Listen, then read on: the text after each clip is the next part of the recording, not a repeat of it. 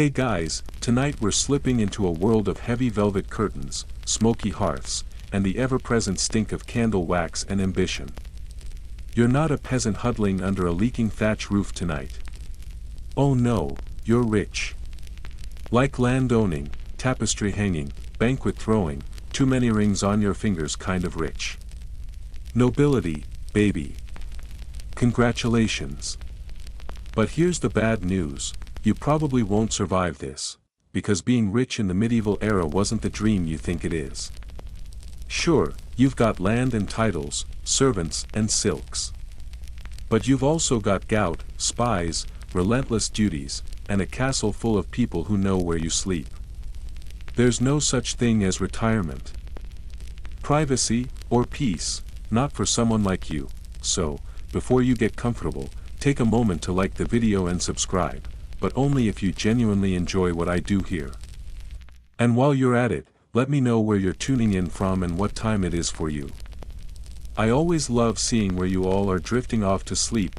Now, dim the lights, maybe turn on a fan for that soft background hum, and let's ease into tonight's journey together. It starts with your birth, more of a spectacle than an event. You don't just pop into the world, you're announced. Midwives, priests, maybe even a court astrologer all gather around as you squirm into the world like a rather indignant roast goose. There's a sigh of relief if you're a boy. If you're a girl, well, let's just say your parents immediately start calculating how many sheep you'll be worth in a few years. From that first breath, your life belongs to others. Your existence is currency, traded in marriage contracts, dowry negotiations, and inheritance documents.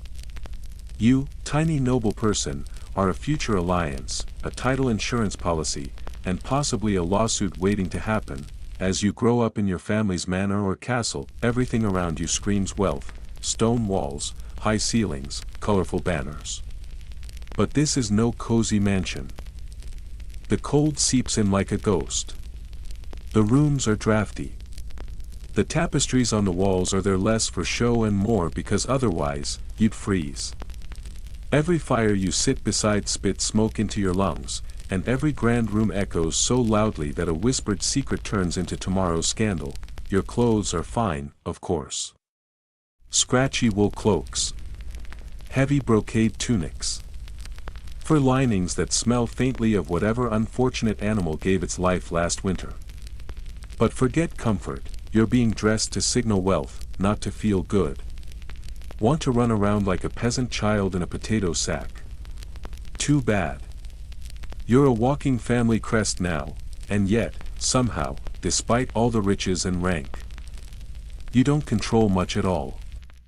Every step of your day is prescribed. You eat when the steward says. You attend church whether you feel like it or not. If you're a boy, you're learning Latin from a tutor who hasn't smiled since the Crusades. If you're a girl, you're being trained to curtsy, pray, and embroider your feelings. People often assume that being rich in the Middle Ages means freedom. The truth? It's a performance. A non-stop play, where the moment you let your mask slip, maybe you pick your teeth in public, or admit you don't care for falconry, people notice. They whisper. Because you're not just some guy with money. You're a symbol. A reflection of the family's power and reputation. And that means expectations. So many expectations. Your family's name must stay honorable, which really means don't embarrass us or ruin our marriage plans. You'll be told who to speak to, what to wear, what to say.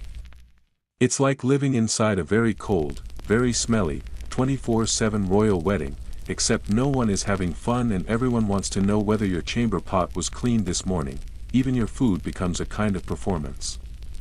You eat in a great hall, not at a cozy table. Everyone watches you slice bread and pour wine, checking your manners like hawks.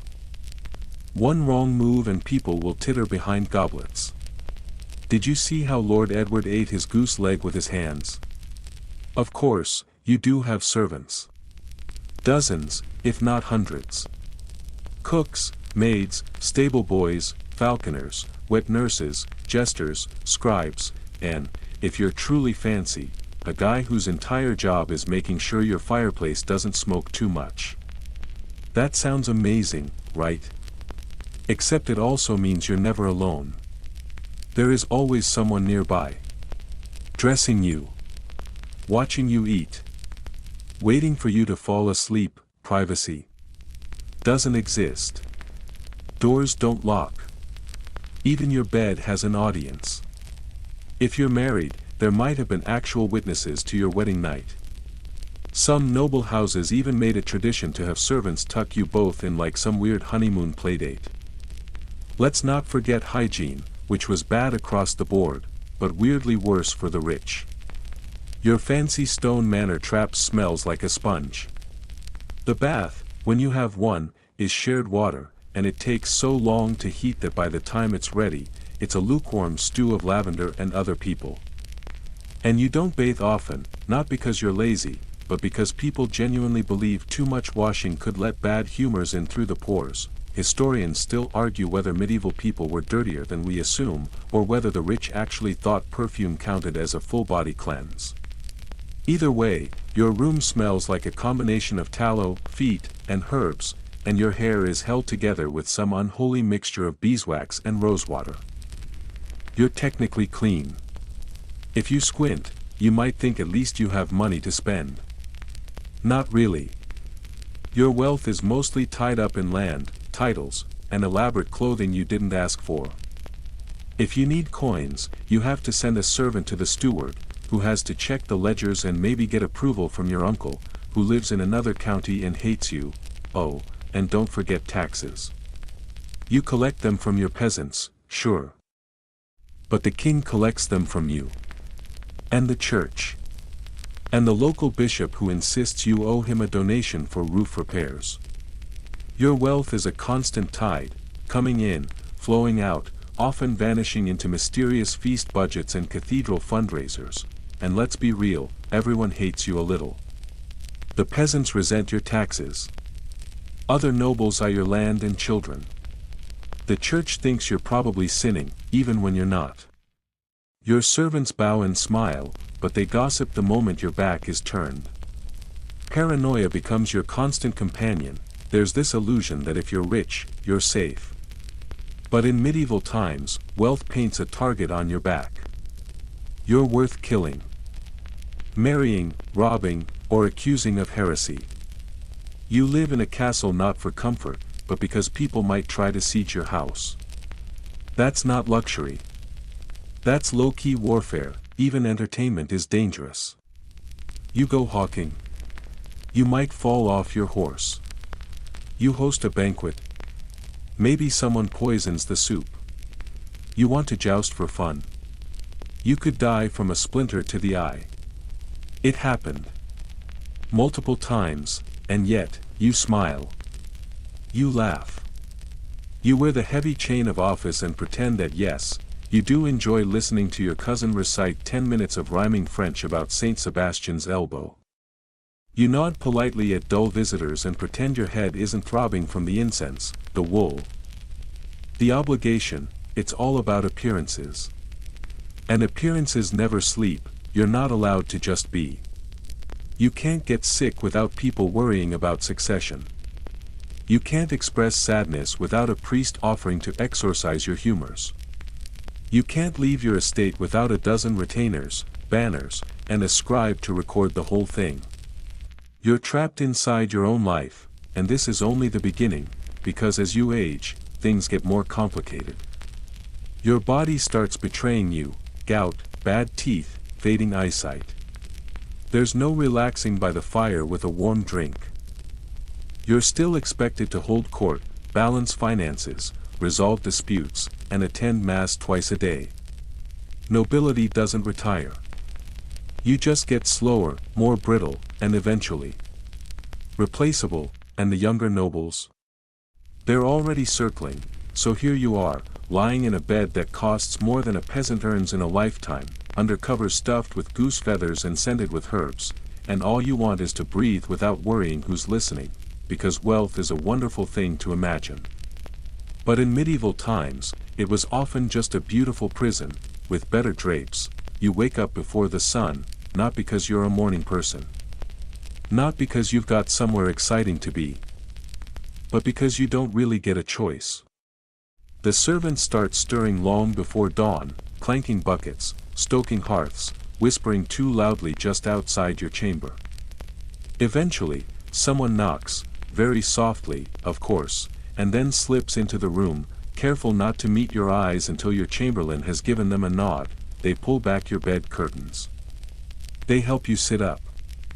They pour lukewarm water into a silver basin. You stare into your own reflection, bleary-eyed, wondering whether it's really necessary for 3 people to supervise you washing your face. Spoiler, it is. This is your life now. Always watched. Never alone, and not in the cozy celebrity with fans kind of way. No, this is more like being under permanent house arrest, with better food and slightly more embroidery. Every act of your day, even the most basic, has an audience. You get dressed with help. You eat with spectators. You pray with witnesses. You sneeze, and someone hands you a perfumed cloth before you can wipe your nose yourself. Even your pets have staff.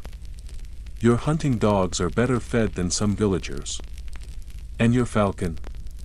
He's got a personal handler who calls himself a muse master. Which sounds cool until you realize the guy spends all day massaging bird feet and yelling at other servants to keep their voices down because his lordship's falcon is sensitive. Back in your room, the clothes for the day are already laid out. There's a velvet doublet, hand-stitched hose, a linen undershirt, and shoes so narrow you'll need help squeezing into them. One servant holds the shirt, another fastens your belt, a third adjusts your hat. You could do none of this alone if you tried, and God help you if you did. Dignity must be preserved. The thing is, this constant presence wears on you. You can't scratch your head without someone taking it as a gesture of disapproval. You can't groan after eating too much roast goose without the steward offering to summon the apothecary. You're not a person. You're a household operation, with moving parts and whispered reports. Even meals are orchestrated performances.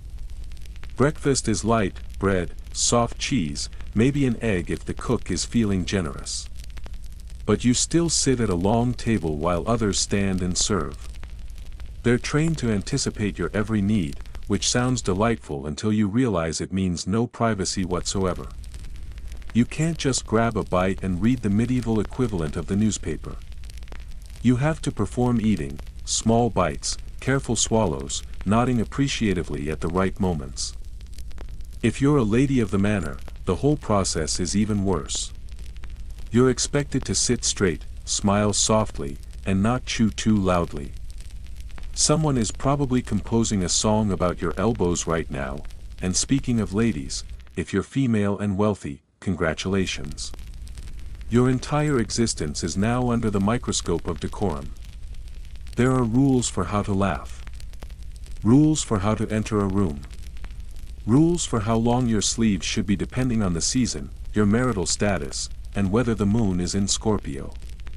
Okay, not that last one, but it feels like it. You're constantly being judged. By guests, by rivals. By visiting bishops, and by the one weird cousin who never blinks and definitely writes things down. You're not a person, you're a potential scandal in the making. Even your hobbies are under surveillance. Feel like playing music? Your technique is judged. Want to go for a walk? Someone accompanies you for safety. Want to sit quietly and do nothing? Someone will definitely ask, "Is everything all right, my lord?" You seem unsettled. That one time you tried to hide in the library. They found you. Someone always finds you. Historians still argue whether medieval nobles truly valued privacy at all, or whether they were so used to public life that solitude felt alien. What's certain is this: if you try to carve out 5 minutes alone, you'll have to make it look like an accident, and you can't exactly complain. Nobles aren't supposed to mind being served. You're supposed to command.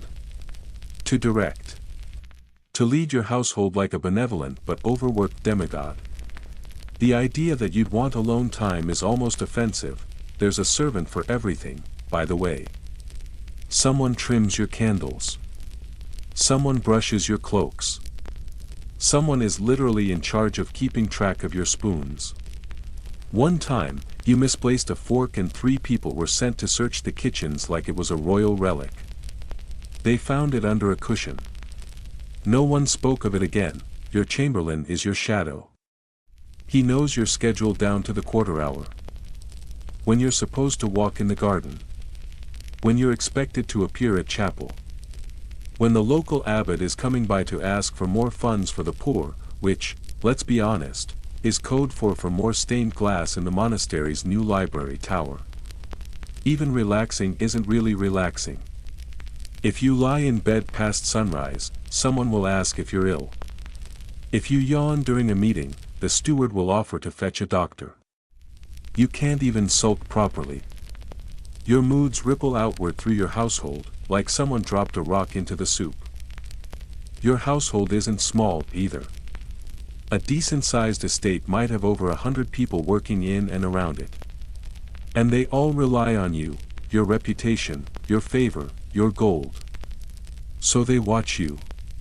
Constantly. Not maliciously, necessarily. Just attentively. Like cats waiting for the can opener to click, and that means you can't ever slip. No bad moods. No slouching. No muttered curses. No sighing after your 4th goose dinner this week. You are expected to be noble at all times. Noble in word, noble in posture, noble even when your boots are too tight and the minstrel won't stop playing that one annoying song about King Arthur's magical cheese wheel. Even your letters are read by others before they reach you. Your scribe filters your correspondence, your steward prioritizes requests. Sometimes a letter from your sister takes a week to reach you, even though she only lives a village away, because the staff is still deciding if it's urgent enough to interrupt your embroidery lesson, and if you decide to write back. You dictate. To a clerk. Who copies it? Who hands it to another clerk? Who hands it to the messenger? That message might be read by 3 people before it even leaves your castle. So no secrets. Ever. Let's talk about your bedroom. Sounds like a sanctuary, right? Wrong. It's the most public private space in the house. People enter constantly, servants with fresh sheets. Maids sweeping ashes, dogs that apparently belong to no one. Sometimes the priest stops by for morning blessings and lingers a bit too long by the hearth. Your bed itself is a fortress. 4 posts. Heavy drapes. A feather mattress stuffed with straw and vague disappointment. It's high off the ground, so high that you need a stool to get into it, which is great when you're trying to appear dignified in front of a watching audience. Oh yes, because when you go to bed, someone helps you into it. They tuck the sheets. They warm the bricks. They say goodnight and bow as if you're already dying. At night, you dream of being alone on a beach somewhere. Then you wake up and a servant is holding out your slippers and a jug of warmed beer. Welcome to day 1004 of being extremely rich and extremely observed. Occasionally you escape this life, briefly. A hunt, maybe. A short ride. You go out with your men, gallop into the woods, breathe air that hasn't passed through 6 layers of incense and perfumed pillows. For a few moments, you feel like a person. But you're not alone, not really. Even here, a page rides behind you. A falconer waits by the riverbank. The steward is taking notes on whether you look in better spirits today. You can't even fall off your horse in peace. If you do, someone will help you up, brush the mud from your cloak, and ask whether the local apothecary should be summoned. Again, there's no off switch. No downtime. No pajamas and couch and let's just order bread and cheese and not talk for a bit. You are always on, and if you're caught being human, burping, swearing, misbuttoning your shirt, it becomes a thing.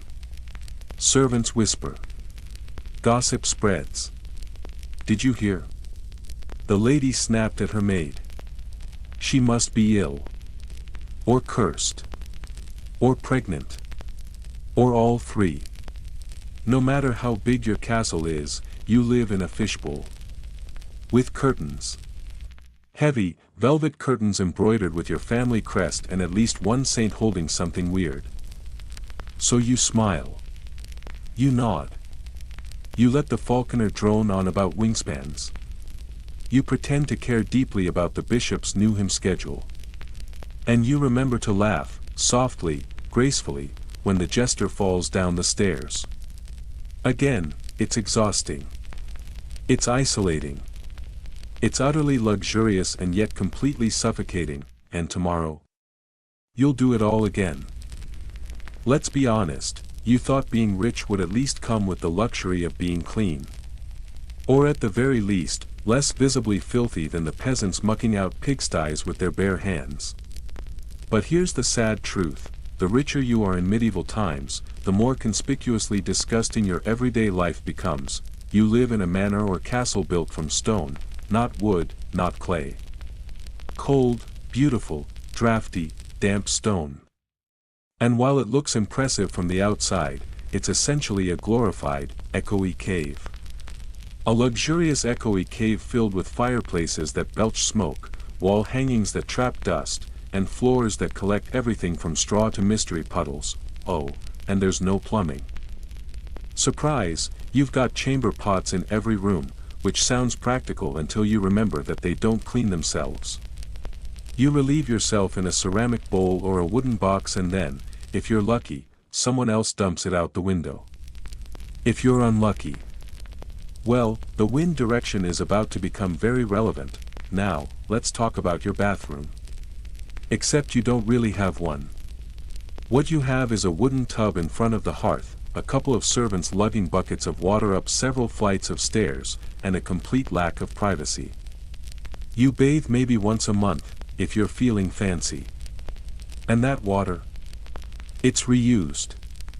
First for you, then for your siblings, and maybe, your dog. If someone spills stew on him, historians still argue whether medieval nobles truly avoided baths for health reasons or simply because heating that much water was a logistical nightmare. But either way, regular bathing is not part of your routine. Instead, you rely on perfume, herbal sachets, and talcum powder to mask the very real smell of you. And oh, the smells. Your castle smells rich. Not in the way luxury stores smell rich. No, it smells like unwashed linen, damp fur, rotting rushes on the floor, and tallow candles burning down with a hiss. Add in the scent of open hearths, stale bread, and the occasional dead rat under the floorboards, and it's a fragrance you might call ode to privilege. Your bedroom, the grand, canopied, gloriously expensive room, might have a gilded mirror and carved oak bedposts, but the mattress is stuffed with straw. And straw doesn't care how much you paid for it. It gets musty. It gets moldy. And it invites little critters to come say hello. Fleas, lice, bedbugs, they're not just peasant problems. In fact, your layers of velvet and fur provide the perfect breeding ground, and speaking of clothes. You'd think being rich meant being comfortable. But medieval fashion for the wealthy is its own kind of punishment. Every layer adds prestige, and body odor. You start with a linen undershirt that soaks up sweat. Then a tunic. Then a doublet. Then a surcoat. Then a cloak. And then, just for good measure, an enormous embroidered hat that makes you look like a chess piece and gives you a neck cramp. The more impractical, the better. That's the unspoken rule. Pointy shoes that make your toes scream. Very fashionable. Sleeves that drag in the mud when you lift a goblet. Stunning. A headpiece that requires scaffolding to remove. Iconic, and don't even start on the women's gowns. Those things could double as circus tents, with sleeves so long they become a trip hazard, and bodices so tight you'll swear you can hear your ribs whispering, "Help." You don't wash these clothes often, by the way. Maybe you send your linen out to be laundered now and then, but your outer garments? Spot cleaned at best. And by spot cleaned, we mean someone rubs a chunk of stale bread on the stain and hopes the crust absorbs the grease. Yes, that was a real method.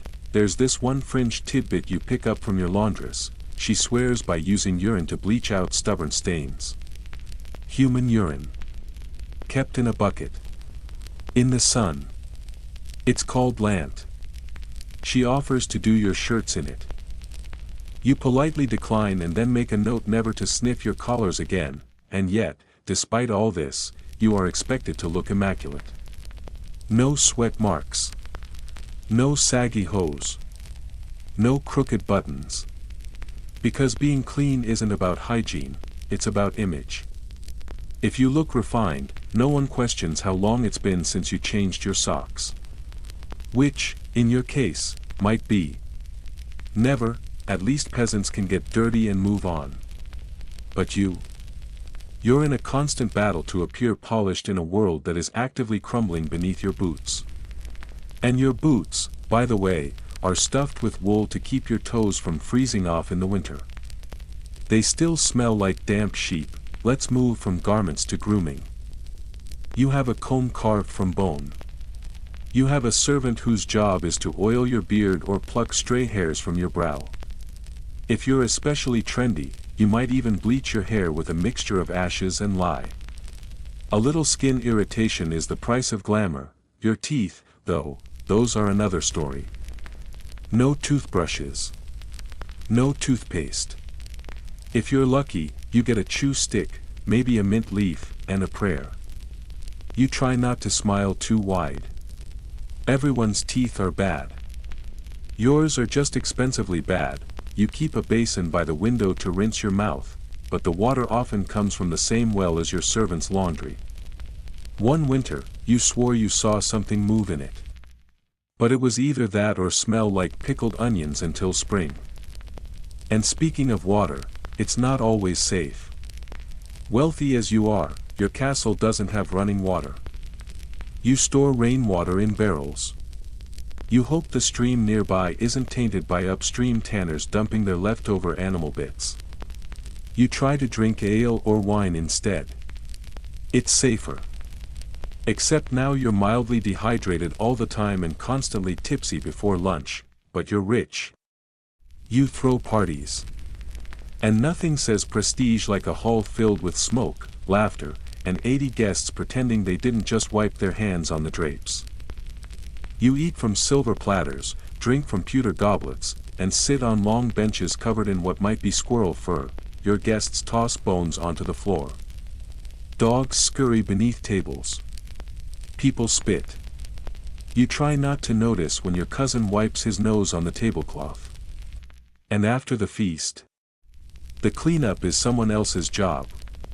Which means it may not get cleaned up at all. Rushes line the floor, dried grasses mixed with herbs to absorb spills and smells.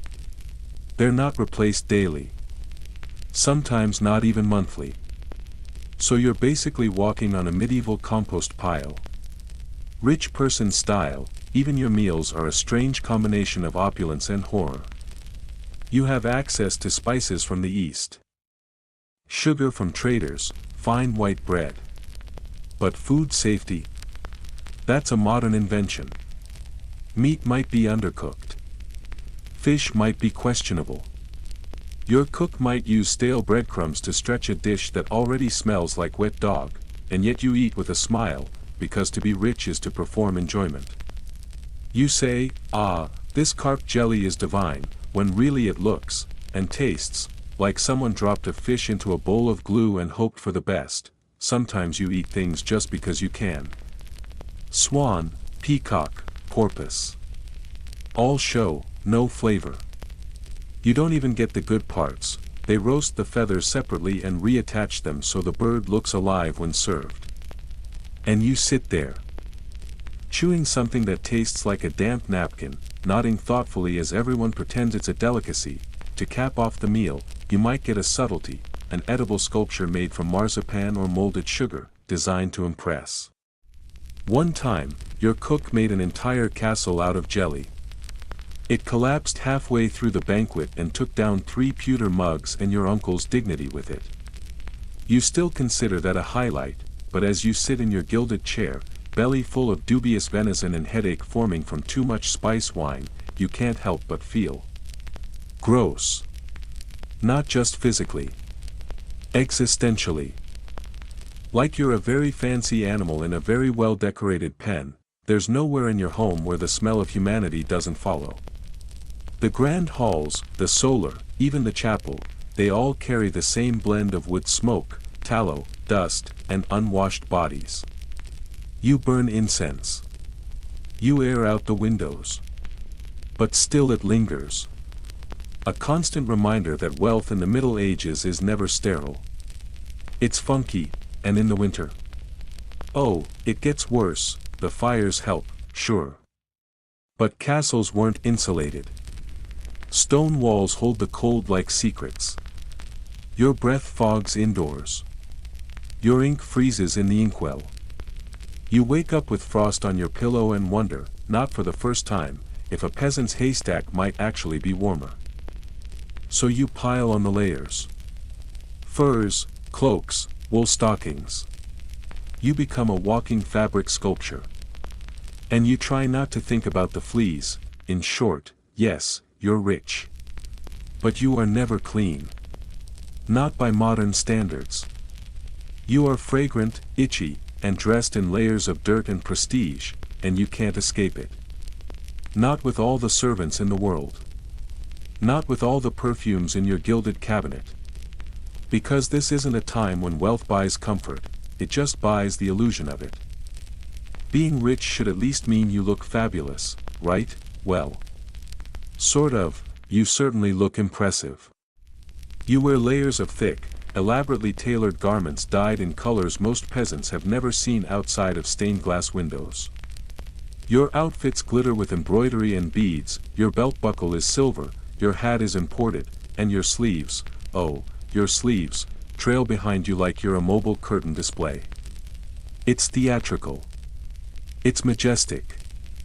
It's exhausting, because fashion in the medieval noble class isn't designed for comfort.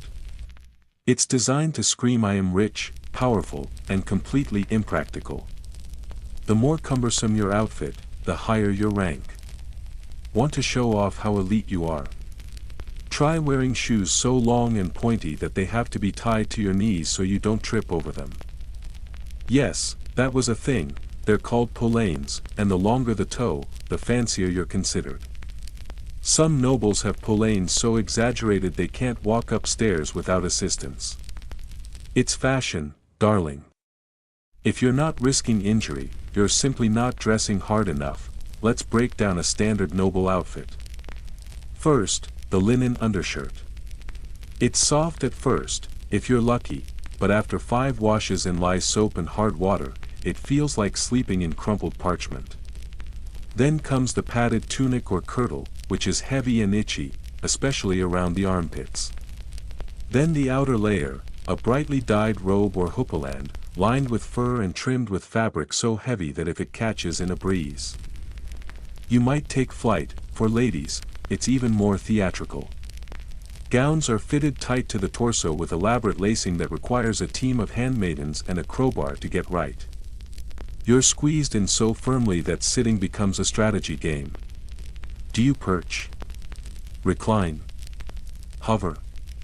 Whatever you do, just don't breathe too deeply, and let's talk about those headpieces. The hennin, that cone-shaped hat with the flowing veil, wasn't just an accessory.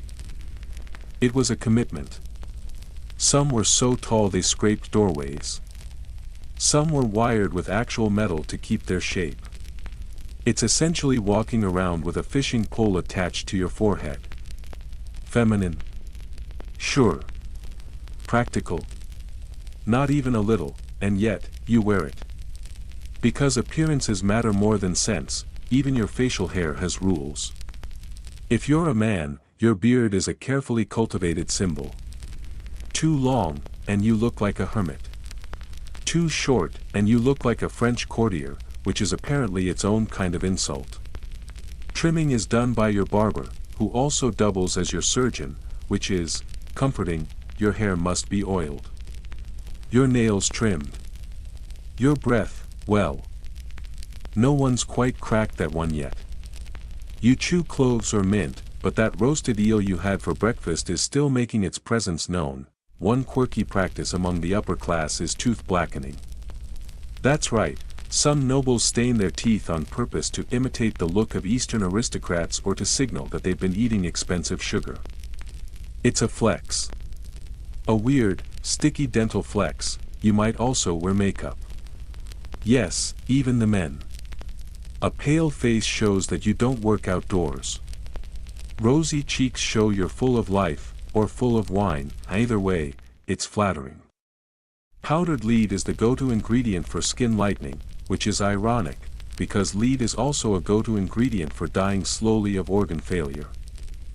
But hey, beauty is pain. You don't apply it yourself, of course. A servant does.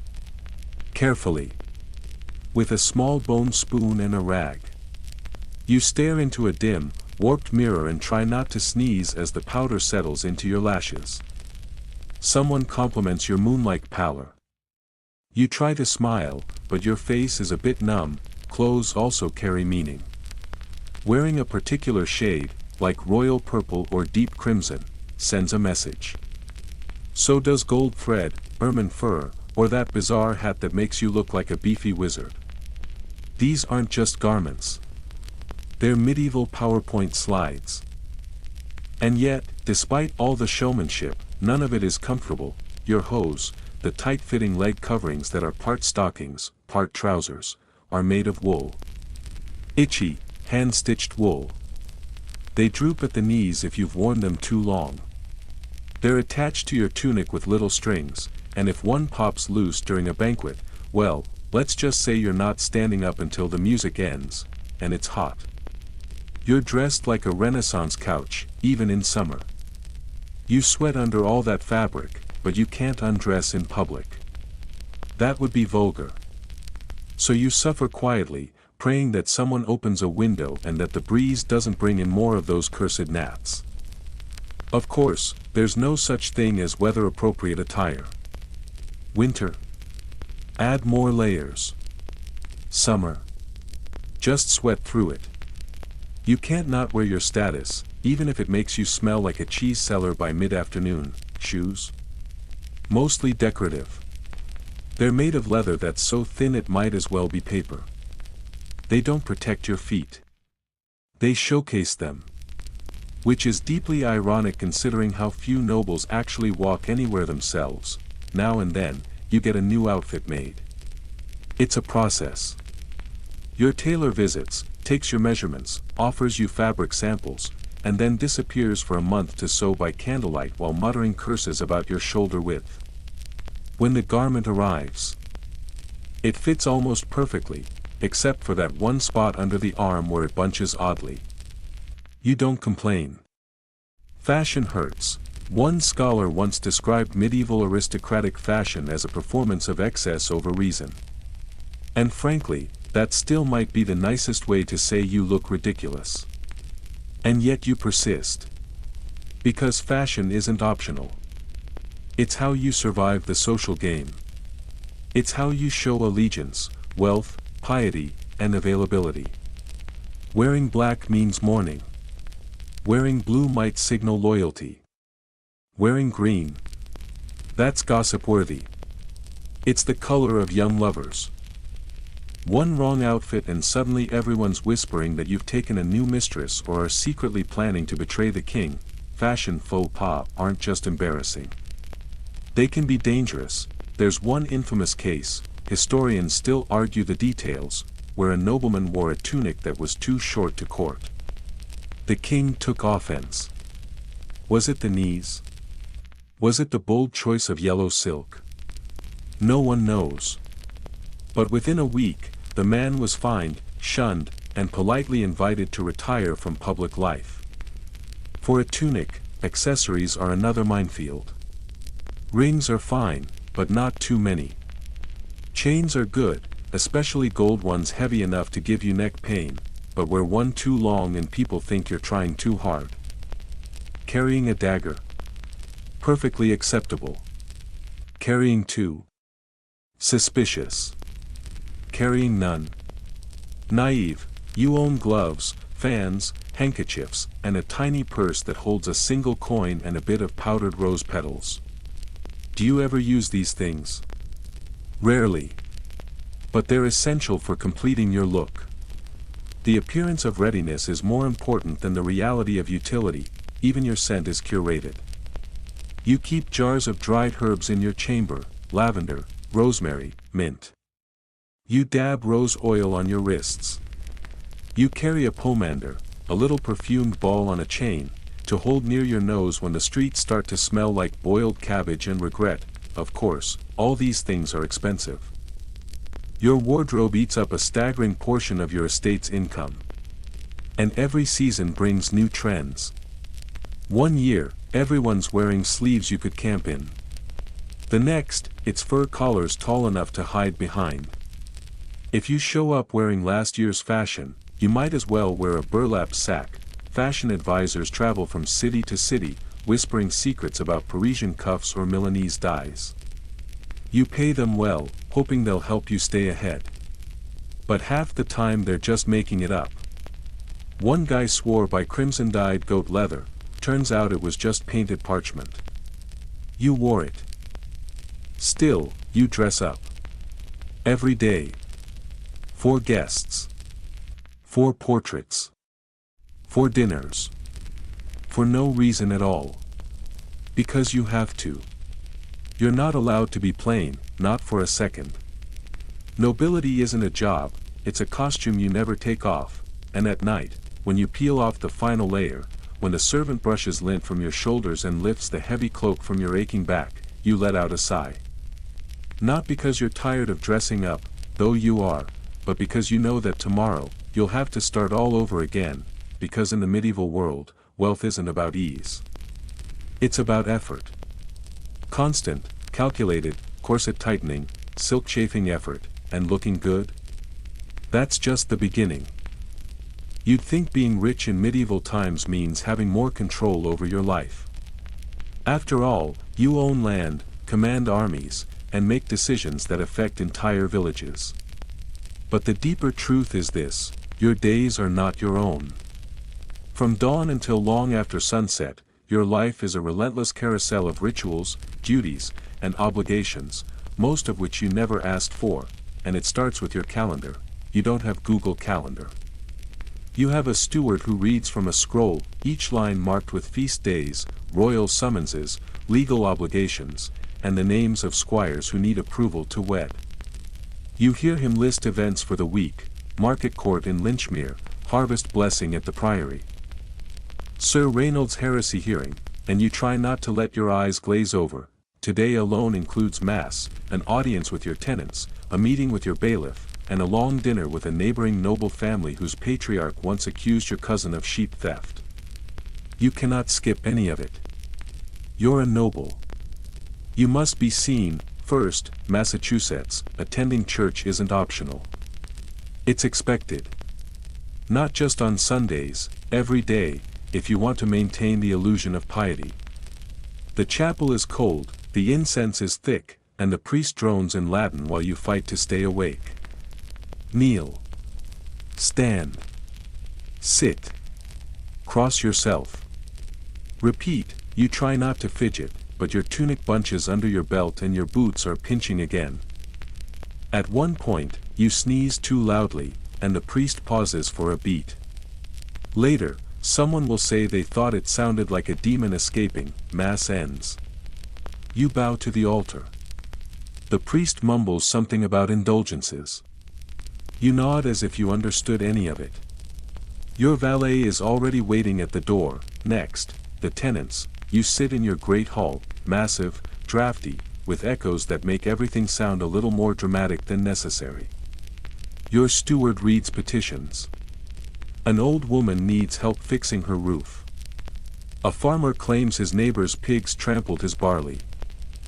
A boy offers a chicken in exchange for permission to marry a girl from the next village. You smile, nod, issue rulings.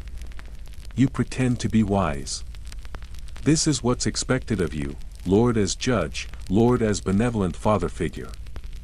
But inside, you're mentally calculating how many chickens it'll take before you can afford another shipment of Venetian glass. Every noble estate runs on this odd blend of performance and bureaucracy. You hold court in your hall not because you want to, let's be honest, it's exhausting, but because if you don't, people start talking. The Lord has grown cold. The lady no longer listens. And in medieval times, a rumor spreads faster than the plague.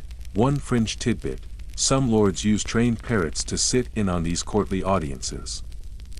The idea was that the bird could mimic phrases like good judgment or mercy be praised, to make it seem like the heavens endorsed your verdict. It was a gimmick.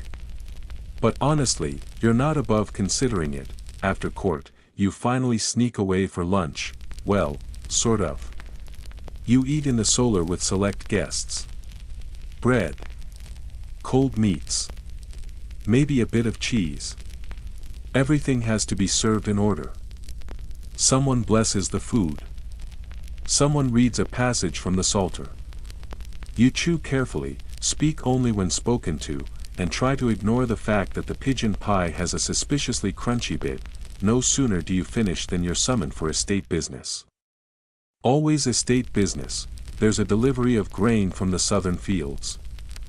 A dispute about grazing rights near the river. A visiting monk wants to inspect the scriptorium your aunt donated last year. You smile through it all, nod politely, even though your temples are throbbing and your boots are still pinching. And, honestly, does that monk have to breathe so loudly? Historians still debate whether medieval nobles found fulfillment in their duties or simply accepted them as divine order. It's possible many didn't question the routine. But you feel it like a weight. Because it never stops, even your rest hours, if you get them, are monitored. You're expected to go on a civilized stroll through the gardens. You're supposed to review the day's ledgers. You might be asked to pen a letter of recommendation for your cousin's tutor, or weigh in on your daughter's engagement options. There's no such thing as off-duty. Dinner is the day's great performance. The long table. The servants' information. The dishes, arriving one after another: peacock, eel, stewed prunes, a pie that wobbles like it knows something. You sip your wine, smile at your guests, pretend to laugh at Lord Athelstan's joke about turnips. The performance continues. Tonight, your guests include a local knight and his two eligible daughters. One of them plays the lute. Badly. The other recites a poem. Also badly. You smile and compliment them both. Their father beams. You sip more wine, you excuse yourself early. Claim fatigue. Which is true, but retreating to your chambers doesn't mean rest. The steward follows. There's correspondence to dictate. The wine cellar inventory to review. A dispute among the scullery staff. Someone thought the cheese allowance had been increased. It hadn't. Now there's drama. You wonder what it's like to just sit quietly, without anyone asking for decisions, approval, blessings, or signatures. Without someone reading aloud your own schedule to you. Eventually, you wave the steward away and sit by the fire. It's crackling gently. Your legs ache. You sip from a cup of spiced wine and consider sneaking into the kitchens just to sit where no one will find you, but you don't. Because tomorrow, this starts all over again. Let's talk about the feast days. The medieval calendar is a patchwork quilt of religious observances. Saints' days. Fast days. Holy days. You never really get a normal week. There's always something. And if you're a noble, you're expected to host events. Sometimes that means putting on a simple banquet. Other times it means coordinating a jousting tournament, a mass, a musical performance, and fireworks. Yes, the rich sometimes imported early gunpowder-based displays from the East. Each event is a production. Planning. Seating arrangements. Diplomacy.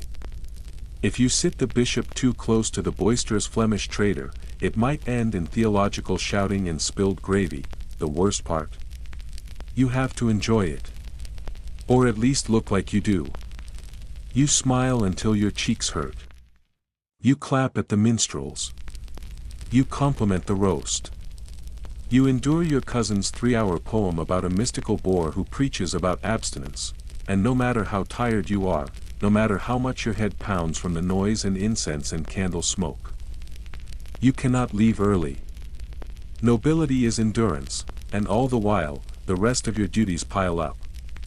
Your steward drops scrolls on your desk. Letters from vassals. Tax reports. Requests from the crown. You once joked about setting fire to your desk. The steward didn't laugh. Some nobles escape to the hunt, pretending it's leisure. But even that is political. You ride out with other landowners. You nod solemnly at someone's hawk. You pretend you enjoy standing in the rain waiting for a deer that may never appear. If you kill one, you're expected to be modest. If you don't, you're expected to praise the person who did. You can't win. And you can't stop. The worst are the summonses. Sometimes from the local lord. Sometimes from the king. A parchment arrives, wax seal unbroken, demanding your presence in some faraway city. Court business. A trial. A new decree. You pack. You ride. You endure weeks of travel over roads that could best be described as mood-dependent mud veins. You arrive. You wait in antechambers. You bow, speak, offer tribute, flatter, nod. You smile at people you don't trust and pretend you aren't doing mental math about how much this trip has cost your estate. You return home weeks later to find everything in chaos. Your steward tried.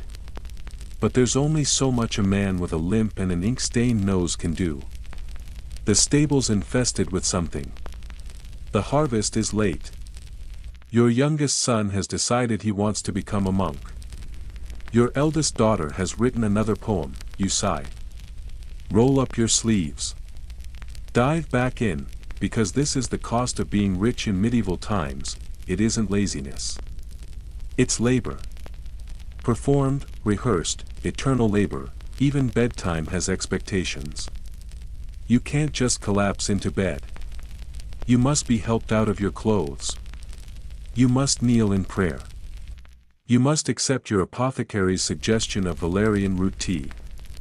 You must look dignified even as you yawn, and when you lie down, finally, you stare at the ceiling and wonder, what if I were just a merchant, not a peasant? That would be too much. But a merchant. Someone with enough money to be comfortable, and enough obscurity to be ignored.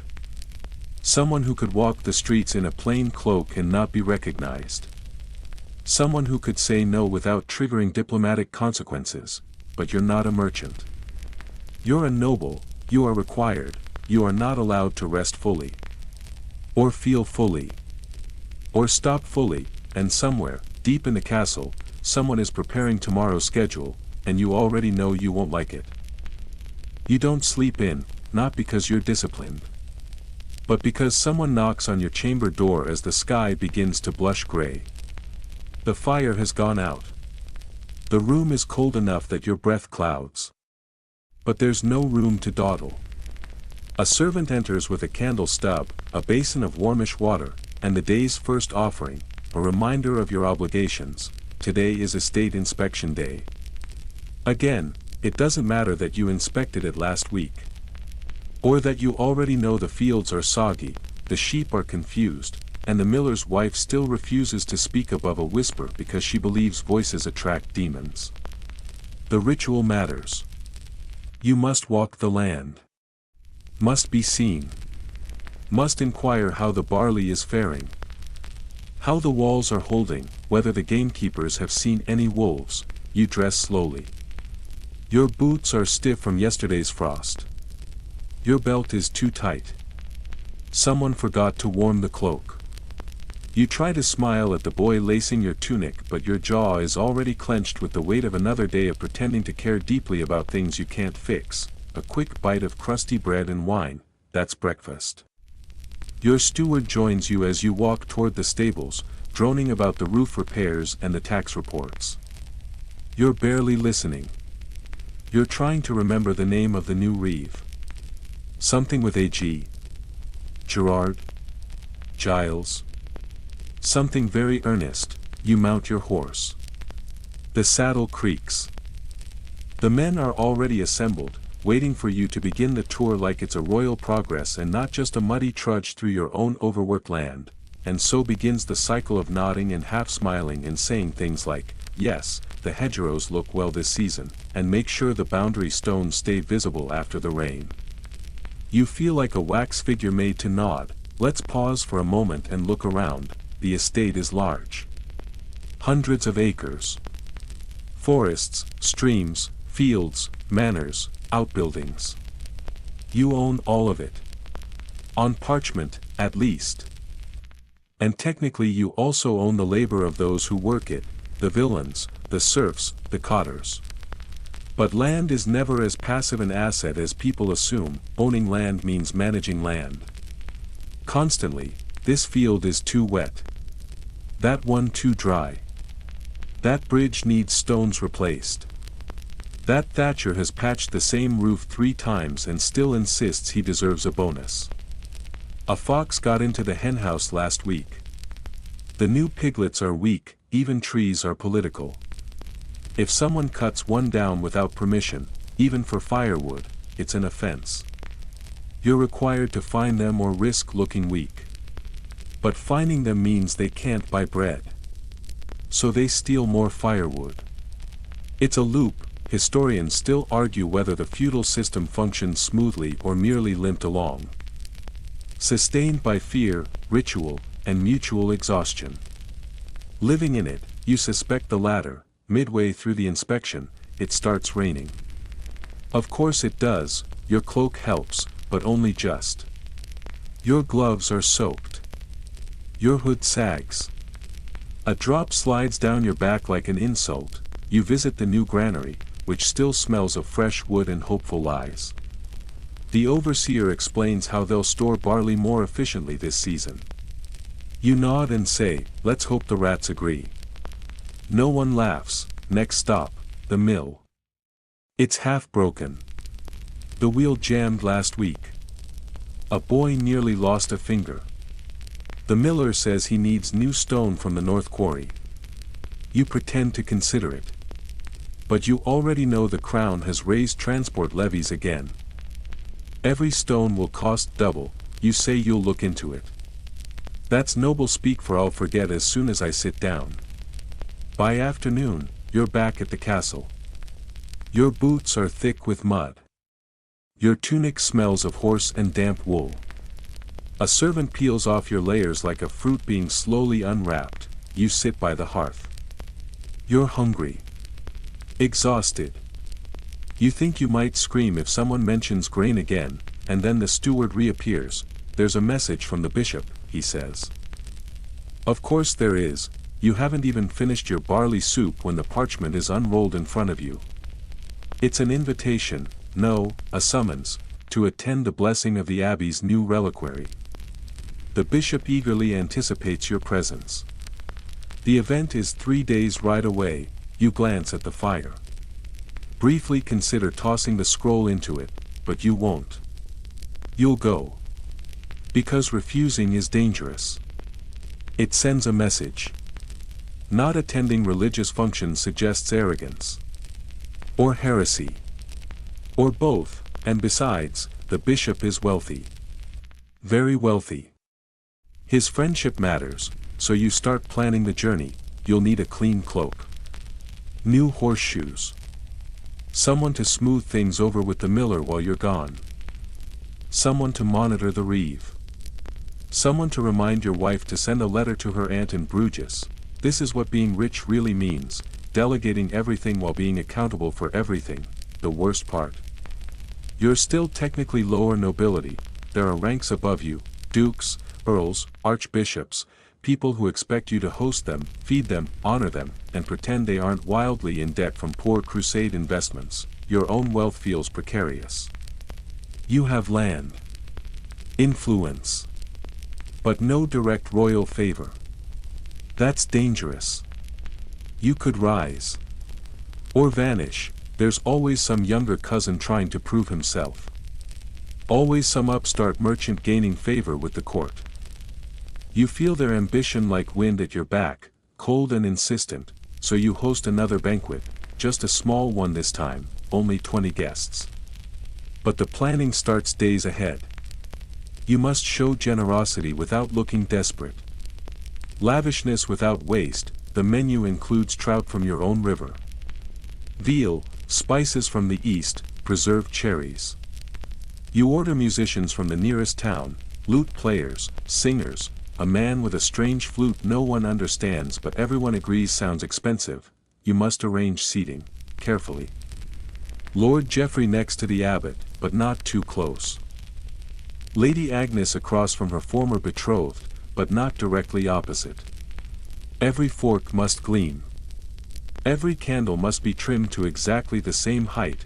Hours before the meal, you walk through the hall inspecting the arrangements. You find yourself scolding a servant for placing the pears in the wrong bowl. You hear your own voice, sharp, tired, unfamiliar. You don't want to be this person, but this is the role. You don't eat until everyone else is halfway through their courses. You're too busy playing host. Smiling. Toasting. Laughing at jokes that are decades old. Answering questions about tax yields, timber prices, and whether your youngest son will take holy orders. You say yes to everything. You nod. You drink. You compliment the cheese. By midnight, you're slumped in a chair, the hall quiet, the candles low. One of the lute players left his instrument behind. You pick it up. Pluck a few uncertain notes. You haven't played in years, and suddenly, there it is, that rare feeling. Not joy, exactly. But something softer. A moment where no one is watching. No one is judging. You sit there alone, playing a half-remembered tune while the fire sighs, then footsteps, a servant, come to clear dishes. He pauses, unsure whether to acknowledge the music.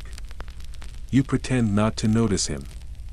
He bows and retreats, even that moment slips away. You rise. Stretch. Blow out the candles. Tomorrow, someone will tell you the bishop's reliquary includes a saint's fingernail. You'll pretend to be impressed. The day after that, someone will suggest marrying your daughter to a man you barely tolerate. You'll pretend to be excited. The week after that, someone will accuse your steward of skimming profits. You'll pretend to be shocked. You begin to wonder, is there a name for the feeling of being essential, yet replaceable? Celebrated, yet invisible. If there is, it probably exists in Latin. You make a note to ask the next monk you meet. You wake to bells, not the gentle chime of some magical, faraway tower. These are heavy, iron-throated bells from the castle chapel, tolling the morning hour like they're furious that sleep still exists. They echo off the stone walls, rattle the pigeons in the rafters, and remind you, with grim clarity, that once again, the day does not belong to you, and today. Today is money day.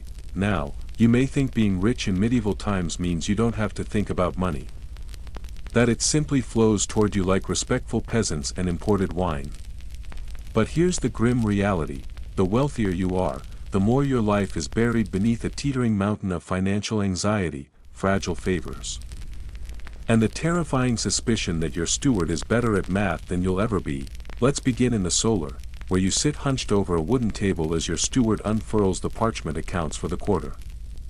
He drones on in a voice that could turn wine to vinegar: grain yields, rents collected, tithes paid, tolls assessed, and fines levied.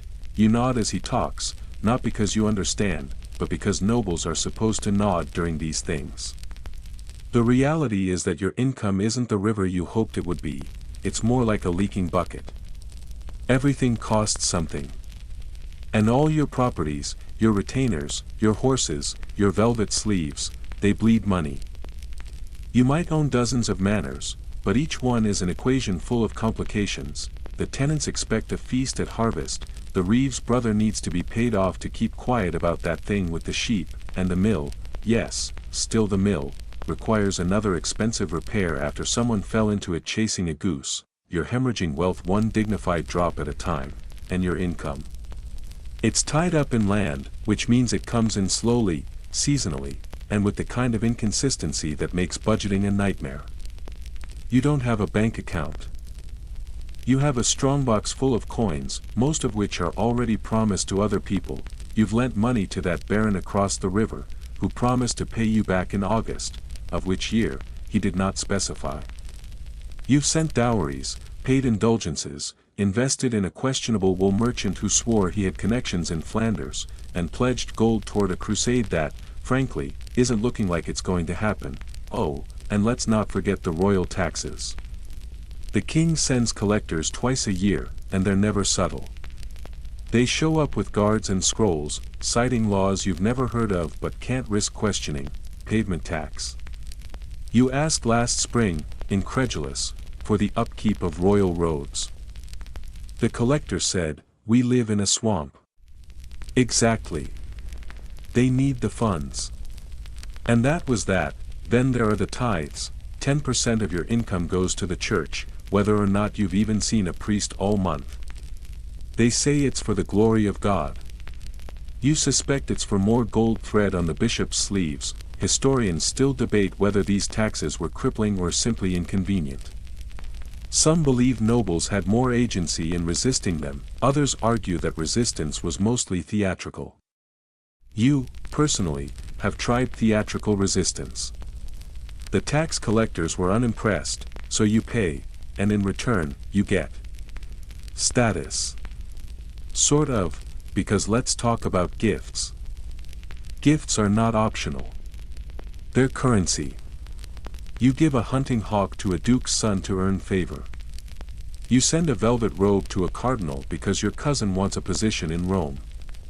You ship a barrel of pickled pears to the queen because she once said she liked fruit. You host a feast for a visiting envoy just so he'll stop asking if your cousin really said that thing about the king's legs. Your estate is a gift-dispensing machine. And the more gifts you give, the more people expect. It's a cycle of ever-increasing obligation dressed in politeness and gold leaf. One noblewoman once spent a year's income commissioning a tapestry to gift the royal court, only to find it used as a draft stopper behind the king's throne. The moral? Even the grandest gesture might end up muffling someone's cold feet.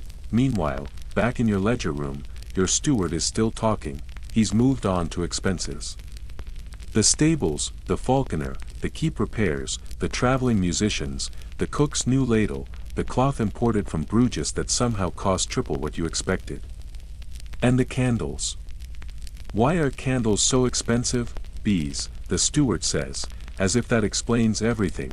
You're starting to suspect the bees are in on it. You turn your attention to the chest in the corner, the treasury. It contains your coin reserves, kept under lock and key, guarded night and day. You open it. Inside, coins. Mostly silver. Some gold. A few chipped. A few foreign. You pick one up. It's French. You have no idea how it got there. This is your wealth. It jingles, sure. But it doesn't feel secure. Any moment, some lord could accuse you of treason, and poof, your holdings seized, your chest emptied, your title revoked. So you diversify, you buy land. You invest in wool.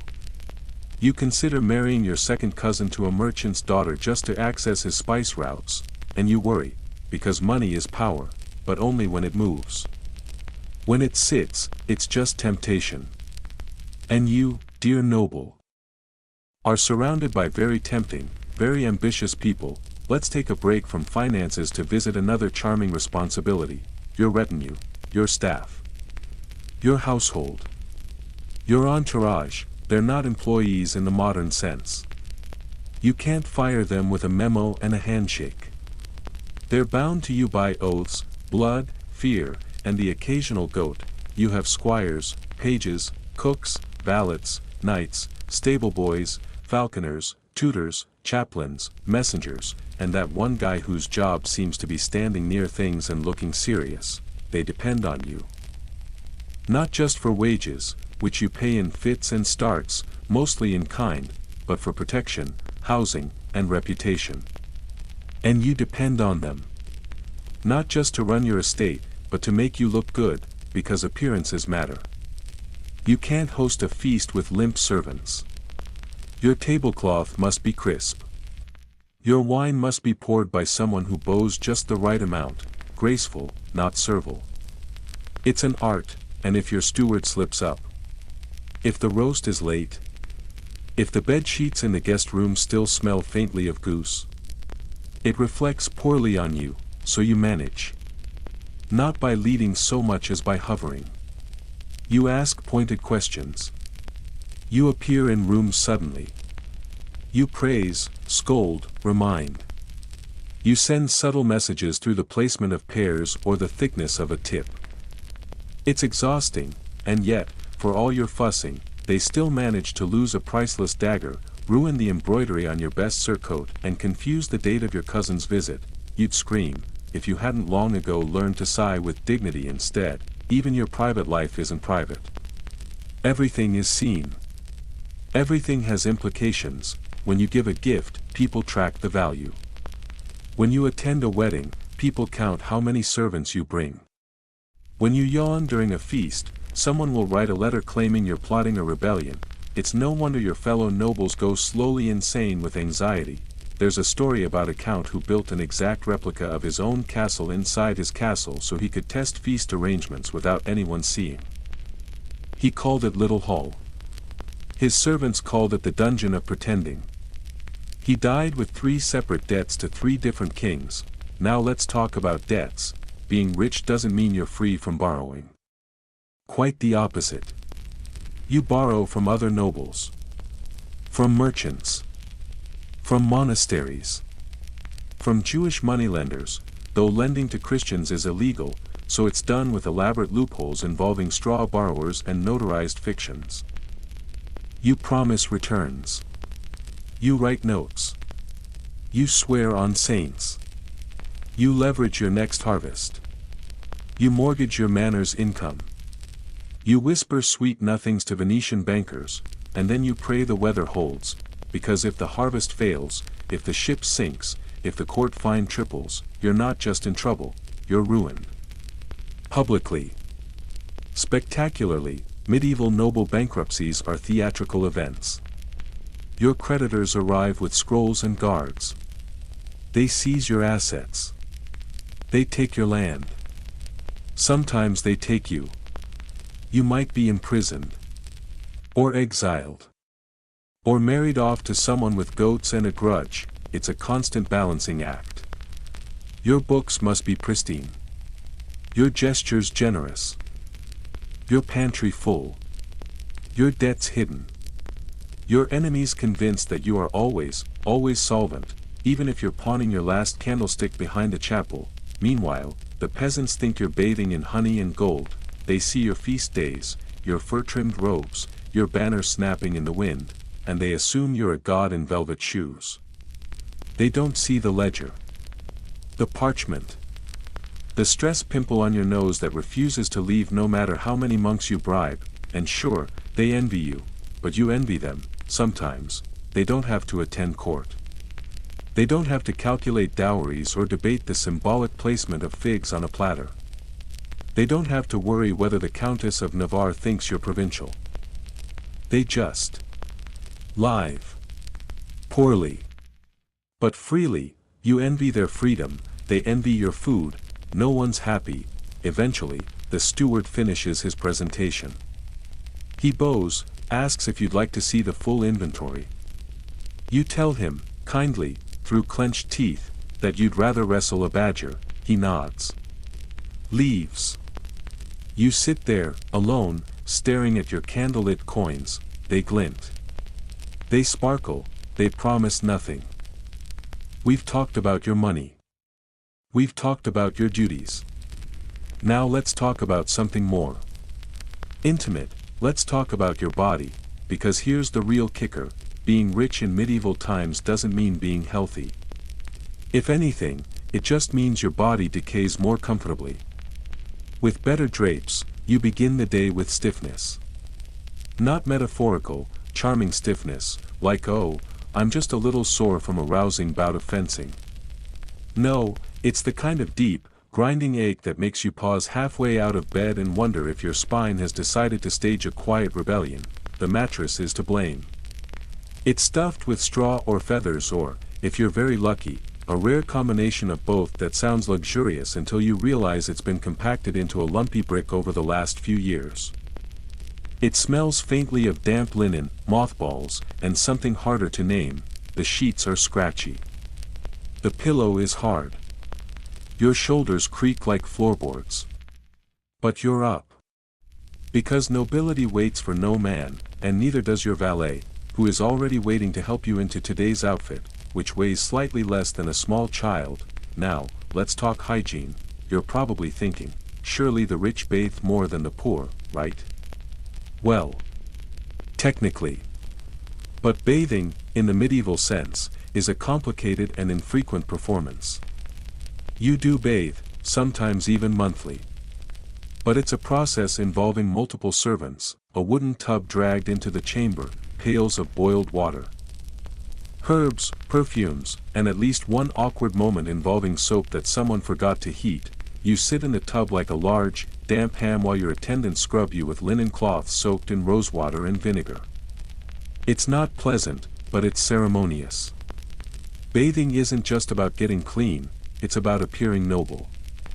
Afterward, you're rubbed down with scented oils that make you smell like a dessert and feel like an eel, but on most days, you don't bathe. You freshen. That means wiping down with a damp cloth. Maybe dabbing your armpits with lavender. Maybe changing your undershirt. Maybe not, your mouth. You might chew mint, anise, cloves. You might scrape your teeth with a rag or rub them with charcoal and salt. You think it helps. It probably doesn't. Historians still argue whether medieval nobles cared deeply about hygiene or just masked their aromas with incense and denial. The truth probably lies somewhere in between. You certainly try to be clean, but the standards are flexible. You wash your hands before meals, because the bishop said so, and afterward, someone might bring a little bowl of rosewater to dip your fingers. But remember, utensils are rare. You eat with your hands, from shared dishes. And so do your guests, and yes, you all double dip. Constantly, your diet doesn't help. Being rich means you rarely eat vegetables. Those are for peasants. You eat meat. Boiled meat, roasted meat, meat pies, spiced meat stuffed with other meats. It's all very rich and satisfying. Until it's not, because here's the grim truth: your digestion is a war zone. You are constantly full, constantly bloated, and occasionally convinced that you're dying from something dramatic, like internal humors or a liver imbalance caused by gazing too long at a lunar eclipse. Your physician, if you have one, is a man with a long beard, a suspicious odor, and a deep belief in leeches. You describe your symptoms. He nods gravely. He pulls out a vial of something that smells like graveyard stew and says, "This will realign your choleric disposition." You drink it. You gag. He tells you that means it's working. The average noble spends a surprising amount of time discussing bowels. In public, too.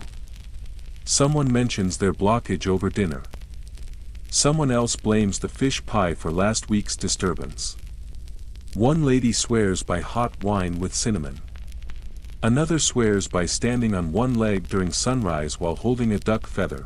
You try everything.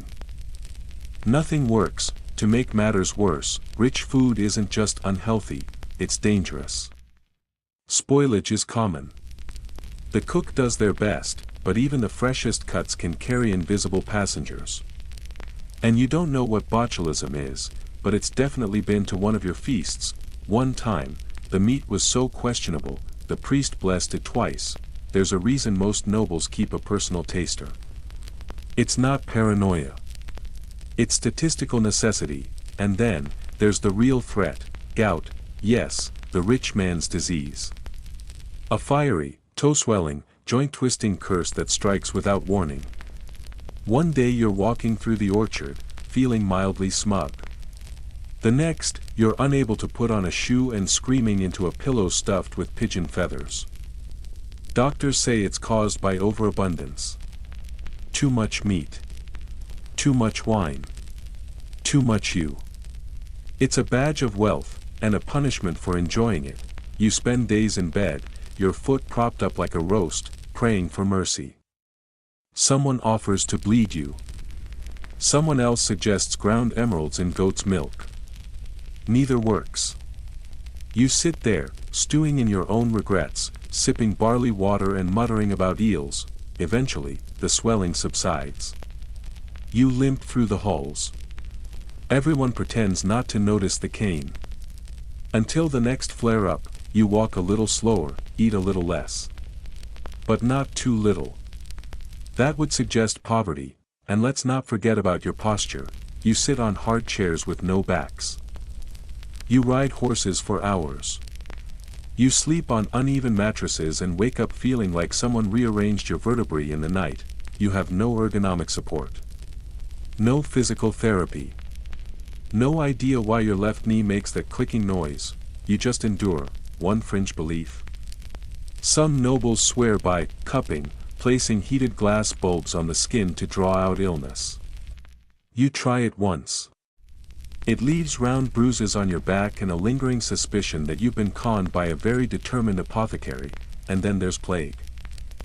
It doesn't matter how rich you are, if it comes to your town, you're a rat's sneeze away from death. You burn herbs. You carry pomanders. You light candles to Saint Sebastian. You don't understand plague, but you fear it. Deeply, every sneeze feels ominous. Every sore is inspected by candlelight. You start avoiding handshakes. And meals. And everyone, the castle goes quiet, then the rumors begin. Didn't the steward's cousin die last week? Wasn't that monk coughing? You panic. You isolate. You offer extra tithes. You write a very nervous letter to the local monastery asking for spiritual insurance. You survive. This time, but plague isn't the only threat. There's dysentery. There's ague. There's the sweating sickness, which no one can describe, but everyone fears. There's even bad air. Yes, miasma, the belief that night air or swamp fog can poison your body. You start sleeping with herbs under your pillow and a cloth over your nose. You suspect it doesn't help. But it's all you have. Historians debate whether the average noble lived longer than a peasant. Technically, yes, but only if you survived childhood, avoided warfare, married sensibly, didn't anger the king, and had a decent bath every few weeks, which brings us to the luxuries of health. You can afford better food, better clothes, a warmer bed. But these things are not guarantees. They're probabilities. They make illness less likely, but not impossible. You own a silver comb. You use it to brush lice out of your hair. You drink from crystal goblets. They contain water that may or may not have come from a pond downstream from a pigsty. You wear silk. It rubs painfully against the boil forming on your ribs. You hire a doctor who studied in Paris. He diagnoses you with excessive cold in the stomach. He recommends boiled lettuce and whispers about the moon's influence. You're not sure which is worse, the symptoms or the treatment. You hear rumors of a merchant in Florence who eats oranges every day and has never been ill. You ask your steward about oranges. He says it's possible. Expensive, but possible. You order some. They arrive 2 months later, moldy and hollow. You eat one anyway, and yet, despite all this, people still envy your life. because to be rich is to appear untouchable. To walk with a straight back, even if it cracks with every step. To laugh at feasts, even if your stomach is boiling. To dance, to dine, to ride, to host, even when your limbs scream at you to stop, you're not allowed to be ill publicly.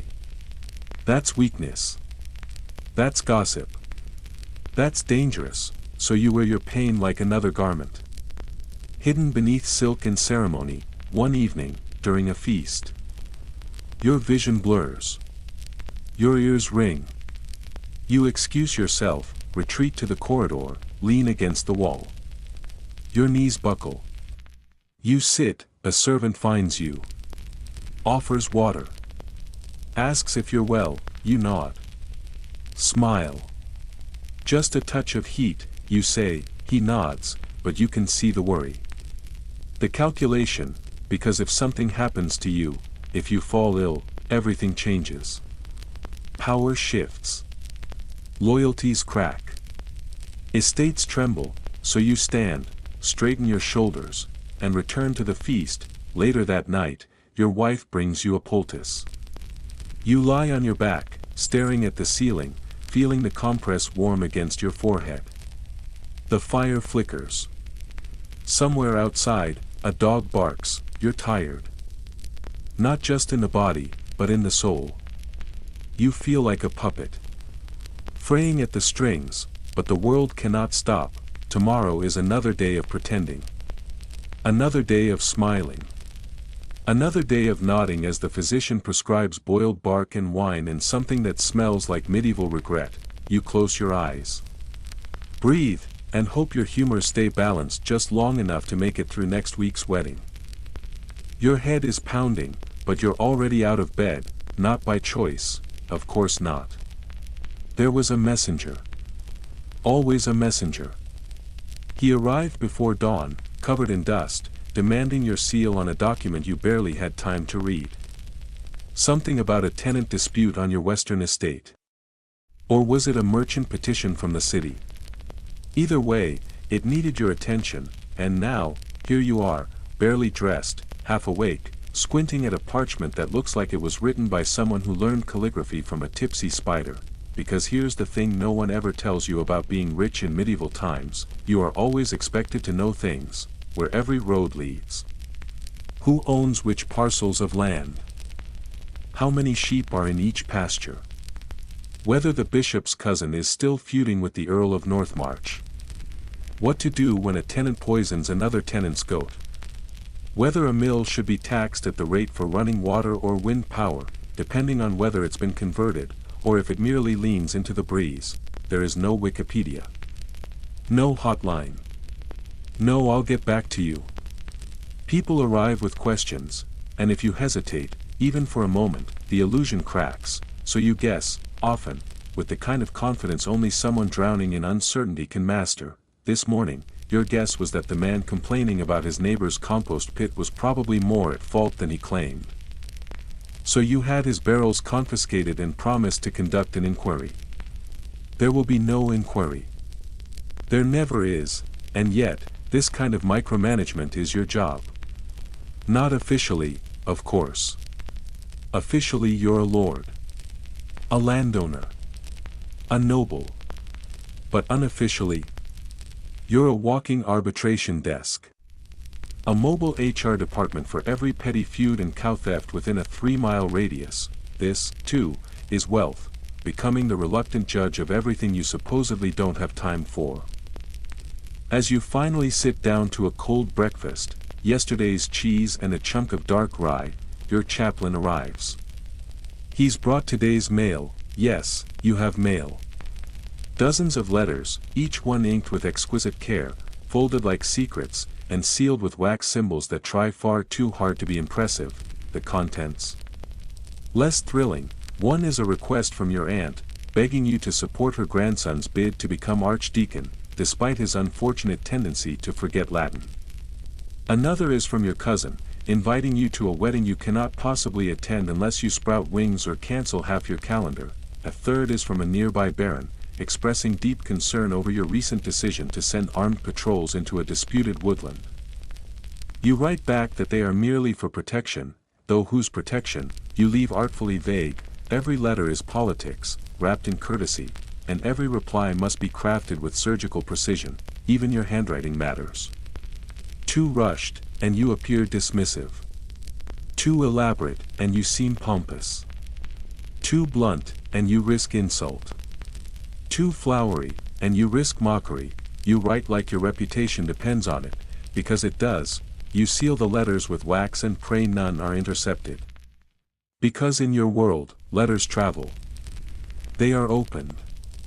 Read. Misinterpreted. Weaponized. A single badly worded phrase can ripple outward, breaking alliances, inviting suspicion. Even triggering a feud that will be blamed on someone else but tracked back to you. Words are dangerous. Even written ones, especially written ones, you finally escape the correspondence vortex around noon and decide to visit the courtyard for some fresh air. There's a falconer training birds. Pages running drills. A few ladies watching from the gallery, pretending not to gossip. You nod politely. Smile. Walk the perimeter like a general surveying a battlefield, and then you hear it, "My lord, a moment." You turn. It's your constable. He looks nervous. That's never a good sign. There's a matter of law, he says. The reeve of the South Hamlet has detained a poacher. Claims he took deer from your forest. But the man insists he has a writ of permission. From whom? He says you. Of course he does. You don't remember signing any such writ, but you do remember your steward giving quiet approval to some families after the late frost. It was meant to be temporary. Discreet, and now it's public, now it's political. If you punish the man, you look cruel. If you pardon him, you look soft. If you stall, you look indecisive, so you summon the poacher. He's brought in, hat in hand, smelling of smoke and moss. He kneels. He's scared. You ask him to speak. He produces a scrap of parchment, marked, poorly, with something that could resemble your seal if viewed in the dark by someone in a hurry. It might be yours. It might not. Historians still argue how much control medieval lords really had over their estates. Some believe they ruled like kings over miniature kingdoms. Others point out that, often, the rule of law was just guesswork backed by men with swords. You decide to let the poacher go, but warn him not to be caught again. You send him off with a loaf of bread and a look that says, "I've spared you." Tell everyone. Because mercy is only valuable if it's seen, you return inside. Lunch is bland but filling. Stewed onions, venison, a bit of soft cheese. You eat mechanically, thinking about the poacher. About the forest.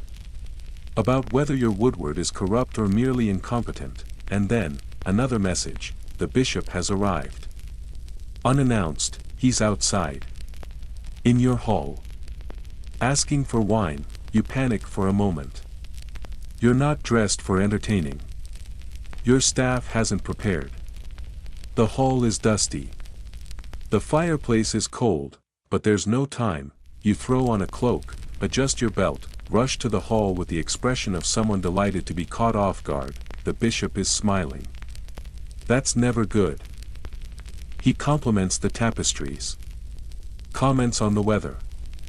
Asks whether you've been reading Augustine lately. You nod vaguely. He finally gets to the point. There's a new tithe, he says. For cathedral renovations. You suppress the sigh. Of course there is. You listen patiently as he describes the glory of the new nave. The arches. The windows. The marble altar. The angels carved into the ceiling. He mentions the price. It's more than you spend on your entire retinue in a year. You say, "I'll consider it." He says, "Of course, my lord. Your generosity is legendary." Translation: you will pay, so you offer him a warm room, a fine dinner, and a promise to send your donation once your accounts are in order. Which means you now owe money you didn't intend to spend to a man who believes he speaks for God, you retreat to your study afterward. You sit by the fire. You think about the weight of obligation, even your free decisions have consequences. Even your kindnesses come with a bill, and so, because you've already had one surprise today, you decide to be proactive. You send word to your steward, tomorrow, you'll ride out again. Unannounced, it's the only way to really know what's happening on your land. Early next morning, you mount your horse. No banners. No fanfare. Just you and 2 guards, cloaked and quiet, you pass farms. Cottages. Sheep in frost-covered fields, you stop at a mill. Speak with the miller. He says little, but you notice the wear on his boots and the new shutter on his window. You file that away, you stop at a croft.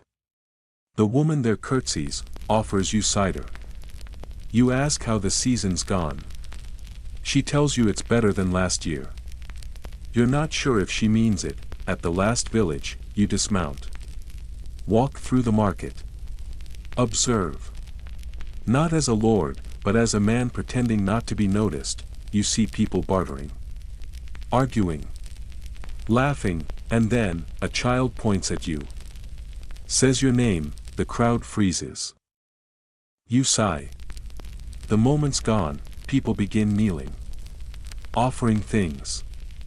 Asking favors, you say yes, yes, no, yes, maybe, you mount your horse and leave, and you wonder, again, what it might be like to walk among people and not be noticed, to just exist. That evening, you return tired.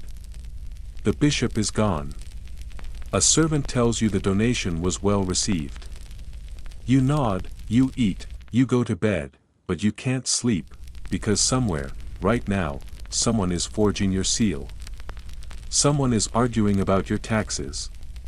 Someone is writing a letter that mentions your name in a context you may never know, and all of that matters, because you are not just a man, you are a symbol, a wealthy one. A fragile one, and you are always, always on display.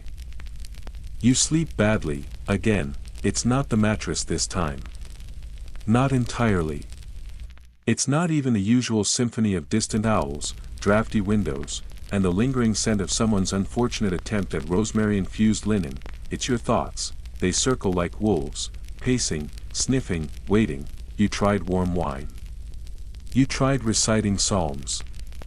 You even tried that trick your aunt once swore by, where you lie perfectly still and imagine a stream flowing over your feet. But instead of sleep, all you got was the sudden realization that you forgot to send a thank you note to Lord Edwin's widow, so now you lie there in the dark, listening to the wind and wondering what fresh obligation tomorrow will cough up. Spoiler, it's marriage, not yours, thank heavens. You've done your duty on that front. But you have children. Plural. Which means you have dynastic puzzles to solve, because here's another thing about being rich in medieval times, your children are not your children, they are chess pieces. Investments. Walking alliances wrapped in velvet and mild resentment. Take your eldest son. You've been grooming him for inheritance since the cradle. He speaks 2 languages badly and insists he'll never wear hose like his uncle does. You ignore his fashion statements and focus on the important things: who he'll marry, what lands that will bring, whether her dowry includes that riverside vineyard you've been eyeing since Lent. He has opinions. Of course he does. He likes someone from court, some girl with freckles and no title. You explain, gently, that freckles can't fund a garrison. He sulks. You sigh. Historians still debate how much say noble children had in their own marriages. Some suggest daughters had moments of choice. Others say choice was just a prettier word for not screaming. You suspect the truth depends mostly on how desperate their parents were, and you. You're somewhere between cautious and cornered. You have 3 children of age. 3 potential political alliances. 3 ways to secure your legacy, or ruin it entirely, so you summon the household priest, who doubles as a genealogist. You spread scrolls across your hall table. You light candles. You diagram bloodlines like a monk possessed, that one's too closely related, you mutter, drawing a line through Lady Marianne of Hollowmere. And that one's already promised to the De Clare boy. What about the Vexford girl? The priest offers, you raise an eyebrow. The one with the lisp. She reads Latin. You make a noise that could mean interest or indigestion. The next morning, you send out letters. Invitations. Proposals, wrapped in honeyed phrases, let our families grow ever closer. Or may our names be joined in mutual fortune. No one says what they mean. They just imply, heavily, that you are willing to trade one of your offspring for something useful. This is your reality, your children are your legacy.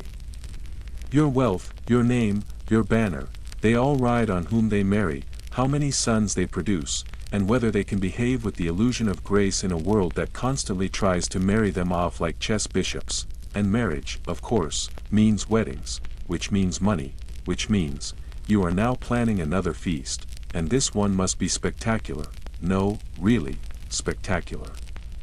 Because weddings aren't about the couple. They're about you. Your family. Your power. Your influence. Everyone will judge you. Every detail, from the embroidery on the bride's hem to the number of swans in the soup, will be whispered about for years, so you summon your cook. Your steward. Your seamstress. Your herald, you argue about fabrics. You haggle over spices. You bribe someone to track down a harpist who once played for the Queen's cousin's dog's funeral. You negotiate dowry logistics, dance formations, seating charts, gift registries. They're not called that, but they exist, and how to politely request that Sir Bertram not perform his annual juggling of live eels. You order candles in bulk. Wine in barrels. Meat in. Well, it comes with hooves. You inspect the guest rooms. Find one still smells like cabbage. Replace all the rushes. Replace them again because someone used the wrong herbs. You are one spilled gravy boat away from collapse, and then your daughter asks, "Can I wear green?" You blink. What? For the wedding. I like green. You pause. Because on one hand, green looks fine on her. On the other hand, it's not the family color. It might seem rebellious. It might be read as a slight against the groom's house. You imagine the whispering. The judgment. The satire songs. You say, let's compromise with Sage. She doesn't look thrilled. But she agrees. Your heart hurts a little, because you remember when she used to dance barefoot through the orchard, pretending to be a goose. Now she's a duchess-in-waiting with political weight and ceremonial shoes that give her blisters. Being rich means watching your children grow into roles you crafted, not lives they chose. It means attending a wedding where everyone smiles, everyone praises, and no one says that the dowry was 2 weeks late or that the bride cried in the chapel. You watch the ceremony. You nod at the appropriate moments. You laugh at the appropriate jokes. You drink until your lips are red and your thoughts are soft. That night, you sit alone in the gallery while the guests dance below. And you feel something. Not sadness. Not quite, more like dislocation, like you're watching someone else's life, and it looks beautiful, but it's not yours. The days blur. After the wedding, come the alliances. You write more letters. Accept more gifts. Send out hawks with small messages tied to their legs. You begin plotting your youngest son's future. He's quiet. Reads too much. Talks to birds. You consider sending him to a monastery. He seems happy at the idea. That worries you, but then you remember your cousin's son, sent to a monastery at 12. Came back at 21 with a limp, a mysterious tattoo, and a firm belief that cats are agents of the devil. So maybe. Not, still, the church is always hungry for well-bred boys with good handwriting. You write to the abbey. Make subtle inquiries. Meanwhile, your other daughter wants to marry a merchant. A merchant, you nearly drop your goblet. He's wealthy, she argues, so is the swineherd, you reply. He has hundreds of pigs. Shall I fetch him for dinner? She storms off, you put your head in your hands, the worst part. The merchant is wealthy. Possibly wealthier than some barons. But money isn't everything. Lineage matters, marrying beneath her station could shame your house. Or empower it. Historians still debate whether noble families who allied with merchants gained long-term power or simply diluted their bloodlines into social oblivion. You're not interested in becoming a case study, you call her back. Offer a compromise. Let him buy land. Let him be knighted. Then we'll talk. She agrees, reluctantly. The merchant agrees with suspicious speed. You wonder if you've just made a mistake. You wonder if any choice you make is ever entirely yours. The weeks pass, more guests arrive. More gifts are exchanged. A troubadour writes a song about your family's radiant unity. You tip him well, you try to believe it, then one afternoon, a falcon returns with a message. Your northern cousin has died. Suddenly, you are the heir to yet another estate, more land. More duties. You ride north, attend the funeral. Everyone stares at you with new weight. They say things like, a fine legacy, and it falls to you now. You nod. Accept the keys. Sign the documents. Walk through the halls, the manor is damp. The fields neglected. You count 5 leaky roofs and 3 angry tenants before lunch, and still, you are expected to host a feast that night, because mourning must be paired with bread, and titles do not grieve. Back home, your steward greets you with another stack of letters. Your wife reminds you that the bishop wants an answer about funding the new priory. Your falconer informs you the best hawk has vanished. Your cook says the butter's gone bad. Your daughter says the merchant now owns 2 manors and a title. Your son has taken to writing poetry about fish, and you smile, you nod, you handle it, because this is the cost of being rich, not extravagance. Not luxury, but responsibility that stretches so wide, so tight, you forget where you end and where your reputation begins. You are 1,000 decisions. A dozen family branches. A walking ledger with a sword, and yet, somewhere in the quiet hours, maybe at twilight, you sit in the orchard, your youngest brings a book. Your steward forgets to follow. The pigeons coo, and for a moment, you breathe, not as a lord, not as a symbol, but as a person, one who used to dream, one who still might. The orchard is quiet, soft grass beneath your boots, a low breeze nudging the branches just enough to make them whisper. Your youngest son, yes, the one who talks to birds and writes terrible fish poetry, is lying flat on his back beneath the old pear tree, reciting verses aloud to no one in particular. A servant lingers nearby, pretending not to listen while trying to discreetly remove a worm from the fruit basket. This is the rarest kind of moment, unstructured. No visitors. No heralds. No sudden messengers galloping into the courtyard with expressions that demand urgency but deliver tedium. Just the rustle of leaves, the sweet weight of late-season pears, and the unfamiliar hush of a world that has, for once, forgotten you exist. It won't last, it never does, because you're not allowed to vanish, not really. Being rich in medieval times means being visible, even when you're alone. You exist as an idea as much as a person. A living crest. A moving pile of expectations with a birth certificate. If you're not seen, then people start to wonder. And when people wonder, they plot. Take this afternoon, for instance. You sit for all of 15 peaceful minutes, just long enough to think maybe you'll finally finish that letter to your cousin in Gascony, when your steward appears at the edge of the orchard, clearing his throat with the subtlety of a kettle drum. You don't turn around. You don't have to. The posture alone tells you everything. There's an issue. Probably money. Possibly crops.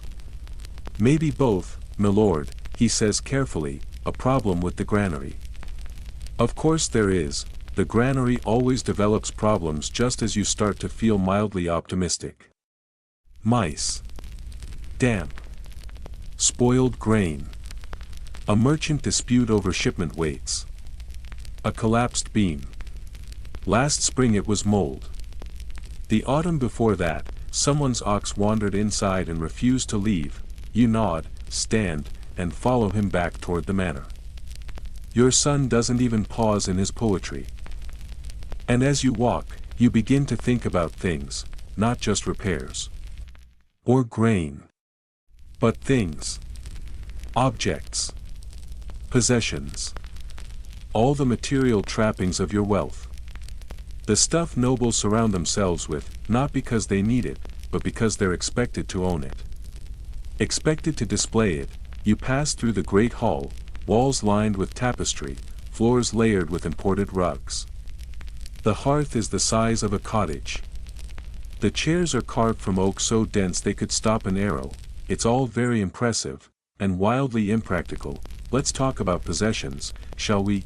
Because being rich in medieval times doesn't just mean owning things, it means managing things. Displaying them. Maintaining them. Replacing them when they break, or rot, or vanish mysteriously after your cousin's visit. Let's start with clothes. You have a wardrobe, in the original sense, a room where your clothing lives, guarded by a clerk whose job it is to remember which tunic you last wore to which wedding. Velvet, brocade, silk, dyed wools and 8 impossible shades, each one more expensive than sense should allow. Buttons made of jet, cuffs trimmed in fur, collars stiffened with starch so potent it could qualify as building material, and of course, shoes, dozens of pairs, all handmade, some turned up at the toe like a goose's beak, some embroidered with pearls you definitely shouldn't walk on. You don't even like most of them. Half are uncomfortable, a third are falling apart, and the rest look better on paper than on your feet. But they are part of the show, because not wearing the right garments, at the right events, in the right combinations, says something. Something subtle and damning. Something that other people will notice even if you don't, so your tailor is always busy. Mending. Adjusting. Replacing stolen buttons. Arguing with the laundress about lie. And if you think laundering silks in 1347 is a simple task, you've never tried to remove wine stains from a doublet that cost more than a year's income for a farmer's entire household. Then there are jewels. You own many, rings, pendants, reliquaries shaped like toes of saints you've never heard of.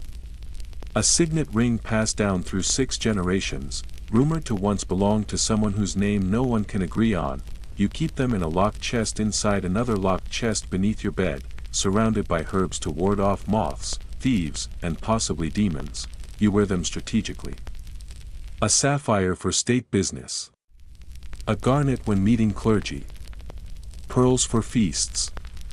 Amber for funerals. Your jeweler once tried to sell you a ruby carved into the shape of a frog. You regret not buying it, but again, jewelry is not about you. It's about optics. About message. About wealth as a language, where every stone, clasp, and chain says something like I am powerful or please marry my daughter into your family without bankrupting me. Now let's talk furniture, because here's a cruel irony. Medieval noble furniture is either so delicate it wobbles when you breathe near it, or so heavy it can only be moved by prayer and 3 oxen. Your bed is enormous. Technically a canopy bed, but more like a stage play's version of a forest shrine. 4 pillars. Velvet drapes. Carvings of lions doing things lions probably never do. It's so big, your dog once got lost under it for a full day, and you didn't even notice. Your chests, of which you have too many, are filled with things you haven't used in years. Old scrolls. Half-broken trinkets. Mismatched gloves. Candles shaped like saints. A mummified frog someone gave you as a good luck charm after a hunt went wrong. You can't throw anything away. What if it's valuable? What if someone asks about it? You once tried to sell a tapestry. The dealer asked if you really wanted to be known as a man who sells family heirlooms. You kept it. It now lives in a hallway that no one uses, visited only by spiders and one slightly confused pageboy. Even your cutlery has politics, silver forks. Ivory-handled knives. Goblets etched with heraldry so complicated it requires footnotes. You have more tableware than guests. But that's the point, the number of spoons you own is directly tied to how important people think you are. That, dear listener, is wealth, not what you own, but how much dust it collects while you pretend it matters.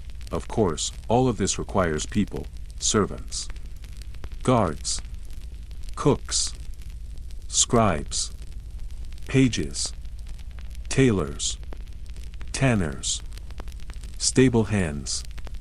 A man whose entire job is to keep track of your candles, you know maybe half their names. The rest blur together in the slow rotation of faces that keep your life from collapsing into chaos, but every face represents a coin. Every job is another item on the ledger, you employ dozens. Maybe hundreds. And managing them is like herding geese with a stick made of jelly. They marry. They fight. They break things. They ask for favors. They sometimes disappear in the night after helping themselves to a few valuables you probably weren't using anyway, and someone has to supervise them. Which means you have to supervise the someone who supervises them. It never ends, which brings us to animals, because wealth in the medieval world isn't just silver and land. It's also livestock. Horses, especially, your stables are large and full of noise. A handful of destriers for show. A few well-trained palfreys for riding. A nervous mule named Bernard who dislikes everyone except your niece. You also have hunting dogs. Dozens of them. Loud, hungry, smelly, but very good at chasing things. Except rabbits. They're terrible at rabbits. You had a peacock once. It was a gift. It screamed constantly. You gave it to a monastery. Your falcons are better. Elegant. Expensive. Bored. Your falconer is the only man you know who talks to birds more than your son does. You think they might be friends. You think they might be friends. Each animal is an extension of your identity. Another layer of curated extravagance. And another opportunity for something to go horribly wrong. You once had to cancel a feast because your prized boar escaped and ended up in the chapel. It knocked over 2 candlesticks and bit a friar. No one found it funny. Except you, and of course, you're still paying the chapel repair bill, but the real issue, the unspoken truth, is this: you do not own your possessions, they own you. Every item is a chain. Every jewel a responsibility. Every carpet a potential scandal if moth-eaten. Every cloak an invitation to be judged if the hem frays before the season ends. You are surrounded by symbols of comfort, but none of them comfort you. They require cleaning, cataloging, and commentary. They remind people of what you have, and remind you of what might be taken from you. You once tried to give away a tapestry. Your wife stopped you. "You'll look poor," she said. You laughed. But you didn't give it away, because she was right. Being rich isn't about enjoying what you have, it's about defending it. Justifying it. Presenting it like a merchant displays wares. Only your customers are other nobles, and the sale is your reputation. That night, you return to your chambers. A fire is lit. The rugs have been shaken. The curtains drawn. Someone has placed sweetmeats on a plate and left a folded towel in the vague shape of a falcon. You sit on the edge of the enormous bed, stare at the carved lions, and think, what would you keep, if no one were watching? The thought makes you tired. You undress slowly, fold your outer robe, set aside your rings, and for just a second, you imagine a life where your shirt doesn't require a valet to remove. Where your shoes don't sparkle. Where your bed fits inside a room without needing its own roof beam. You imagine having 3 spoons. And no steward, and you smile, not because it's possible, but because it's yours. Morning comes too early. Again, the rooster crows, though not yours, oddly enough. Yours was eaten by the falcon last week, a fact that caused minimal mourning but maximum paperwork. In its place, the neighboring village's rooster now haunts your window like some squawking emissary of sunlit obligation. You groan. Sit up.